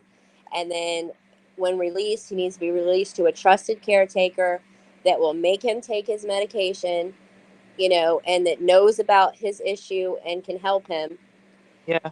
And possibly he could use his skills, of charisma and, humor and stuff like that to do something really good. Um, but I think he needs constant therapy for his post traumatic stress, and for his panicky anxiety behavior that he has, Yeah. Right. and I really think he doesn't need any enabling, and even I enabled him, because I was telling him about, what great he could be if he did this, if he did that, and if we did this route and stuff, and he wanted that IMDb, so that way he wanted to be the next Patty Mayo, Mm-hmm. and I helped him to get that page and stuff like that. And I look back now and I'm like, wow, I really shouldn't have done all of that, because I made him get more of a big head, Mm-hmm. and his focus was just all over the place, like I realized pretty quick, and in about 2 months time, that the whole saving our children thing, rescue our children thing, and all that and everything was just a cover for, I really just want to be famous. I really just want everybody to throw their money at me, love me, praise me, believe everything that I say. I watched him tell people, look, I'm about to go live. Within 1 minute, I'll have over 100 people watching. Within 5 minutes, I'll have over 200 people. I got 20,000 subs. And I Mm-hmm. knew he did it because he had me buy them for him. You Yeah. know, he really had maybe 1,200 subs. I don't understand the buying thing. Like, how do you do that, and why would you want it? Is it just for looks? It's for that clout. It's to be able to tell people, look, I have 20,000 subs. So it basically is just for looks. That's why I was wondering if it did anything for you. No, those people don't watch anything. They can't comment. They can't interact. It's bots. I just don't understand the whole process and how it happens and where they. Is it like all computers? I don't. They're real people. No, what it is you've got some guy in India. Typically, that's where 99% of these things come from. That take dead IPs, okay, and they put them into a software program, Oh, that's crazy. and they create an account with that. The account usually won't have a picture. It's usually just a made up name that's thrown together by the computer system. All right. And then it's all put into the software, and then you tell it where you want it to go, whether it be Facebook, Instagram, YouTube, wherever. And then it goes, and then it shows up as a subscriber or a follower or whatever, you know. So if you went and you looked on like one of these like software program things that they have that see if your account is real or fake, or how many fake subs you have or something like that, and it shows them, you'll see most of them don't even have a picture. Some of them they will, go in and take time and upload a photo and stuff. They call that the HQ bots, you know, but majority of them don't. So it's no one's behind the account at all. It's all just computer generated. That's why if he has 24,000 subs, he only has 150 people in chat. Those are the real people. The comments are killing me. Oh, I know. I know. At the time, me too. The same with me, Rose, because I don't know. I don't know. I guess I believed everything, and it felt real or something. It did feel depressing when that whole thing died because it's like we watched it for so long and then it fell apart. So I know what you mean. It's Yeah. like, oh, it's breaking up. Who doesn't want to be part of movement that is Something raising good. awareness about what's going on? Yeah, we wanted to see a kid rescued and stuff. That's what Yeah. I think. That's what we were watching and waiting for. And we watched him go out to the area where someone went missing, and talk with Don, and talk with Candace and stuff, and he acts like he has all these skills, and none of us knew, and we thought maybe he'll be the one that'll find Summer. Yep. That would be amazing. So everybody wanted to be a part of that, but Yeah, then we know the guy that done it. Exactly. Alicia could have busted him a long time ago, but she was very good to him. Didn't want to see him where he is now. Exactly, Jimbo. I didn't, and I kept giving him the benefit of the doubt. I kept trying to nurture him. I kept trying to push him in the right direction, and and get him away from the drama stuff, and get him to focus on what he claimed he wanted to be, and help him every way that I possibly could to do that, because I felt bad about his background, and I felt bad about his mental issues, and I thought he Right, it sounds like. someone to help him be what he wants to be. But this last incident, well, really what made me I quit watching him months ago, because I didn't want to hear no more lies. I saw right through everything. I knew what was really going on in real life. So I knew every lie when it was told, and I didn't want to watch it anymore. But when I started finding out that he was attacking women, doxing people, just being really ugly, his mouth was getting out of control, the way he was treating people was just oh my gosh, this is everything he swore he was against. And he's doing all this horrible things, and then not showing up for court, and now being a fugitive and all that. I mean, it's too much. And you know what? And look at this. You knew all this information. I only just found out a lot of it tonight in this episode of, Alicia Turner. Knowing what we know and everything, we handle it different than some. You could have brought this out and busted a long time ago, and you chose to do it your own way, keep silent about things. And there's things I could have said too. I might get snarky and stuff too sometimes, but what the hell? I'm pissed. You're telling stories about me and stuff, and I liked you a lot. You're the one that started with me first with lies. We could both just done a lot of things a long time ago, and we still keep it in. These people that attack us and put us down don't even know the real truth, that we keep stuff to ourselves still. We're not out there saying a lot of the stuff we know, dragging it out like he would do to us. So people don't even know half of it. And I'm still not completely dragging the guy. Constance. Sorry, Constance. Sorry. What? She said I used to time her out a lot. I do wield a fine wrench. Sorry. But yeah, I'm still not completely dragging the guy. I'm still coming up here and telling everyone that I think he has mental issues and that he needs help, and that a lot of things that he does are because of trauma, Yeah. and he's became who he's become because of what he's been through, and having a bad background and things like that.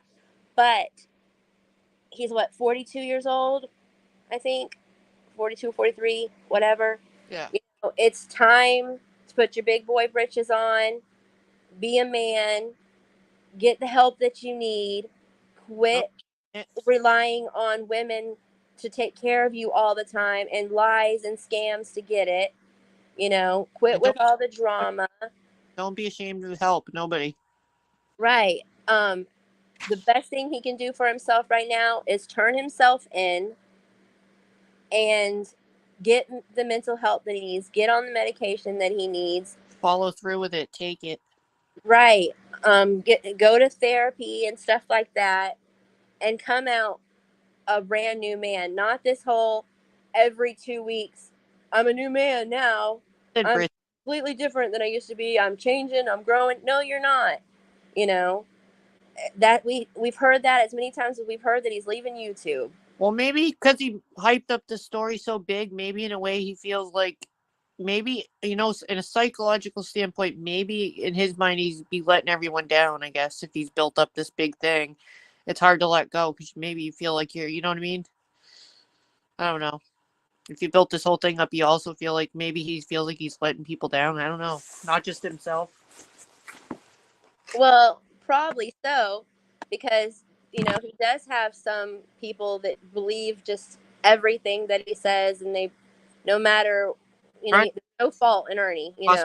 I'm trying to do this in the nicest way possible because it's your channel too.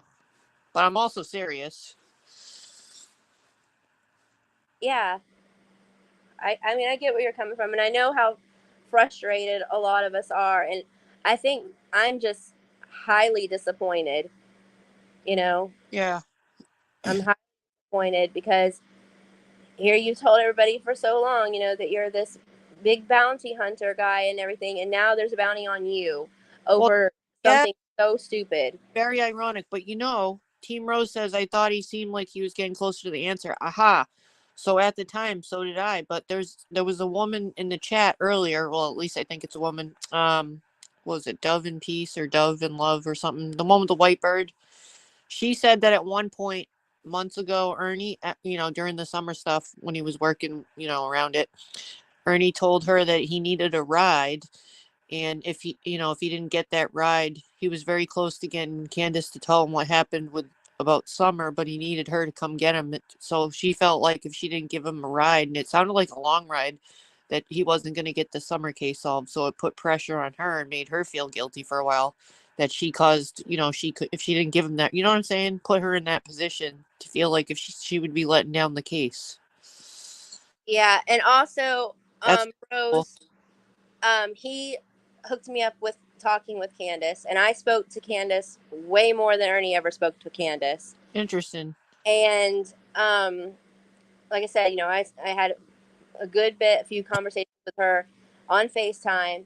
Yeah, I didn't know that either, that you talked to her more till just now.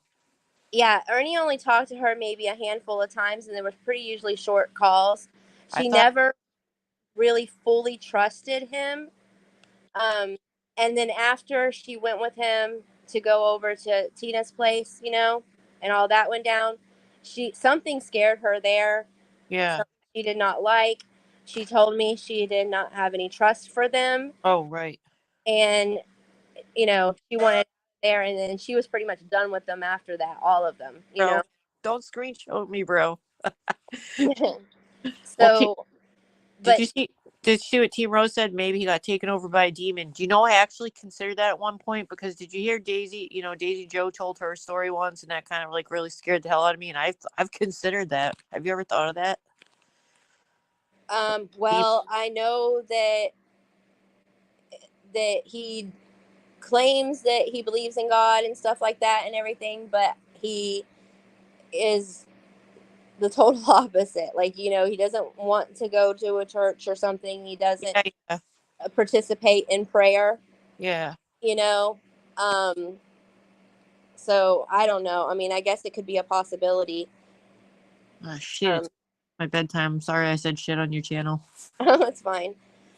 Um, I don't remember what I was saying before she said that. Oh, I was answering Rose on the thing with Candace. Oh, Candace told me that she didn't tell Ernie anything more than she's told me or that she's told anyone else, Chaotic. Well, we know how she feels about it. I think I've gone through all the thought process. Like, you consider everything. Like, when you can't figure it out. That's why I've considered every freaking thing, every diagnosis, everything. Like from that to that, from both what she's putting. I mean, demon or that I don't even want to say the word narcissistic, but you end up thinking of every option when you're going crazy trying to figure out what the hell happened. Well, chaotic from a Christian point, a lot of us believe that people who are sociopathic or psychopathic or extreme narcissists and all that are possessed, and that all of their charm and intelligence and sly talking and all that comes from the demon that's within them. You're right. There is no pill for that. So what is that like dealt with in therapy? Like, are you taught how to deal with it? How to? No, most therapists will tell you that narcissism can't be cured. So what can be done? No sessions will be of any good. You just deal with it forever. it's really, really hard to get a narcissist to even speak to a therapist. And when they do, like if they're forced to, then they usually try to use that same type of charm and stuff on to the Oh, therapist, and they'll never really admit. Now they might go covert where they play victim, you know, I see. and but it's just around and round and round in circles where the therapist never gets anywhere. Dr. Ramani on YouTube, who specializes in this, she'll tell you that she's never been in all of her years successful giving therapy to a narcissist. Huh. They just try to manipulate them, and they know what's going on, and so they tell them, you are trying to manipulate me, you know and they'll, no, I'm not, I'm being open, I'm being honest, and they'll go into that victim mode, and you can't get anywhere with them. They say there's no cure for it. So as far as the rest of the stuff, like the schizophrenia part of things, yeah, there's medications for that will help, and you can calm his anxiety and his paranoia and stuff. But the narcissistic side of things, I don't know. Well, you could at least be more stabilized if you got the other stuff in check that can be dealt with. It would make your life a little less hell feeling, I would feel like. Yeah, because I mean, without all of the other stuff, narcissists can actually be very, they can have great jobs and be very successful and move up in a company really fast, because they don't have that empathy, and they're willing to step on toes to get where they need to be. Oh, You know,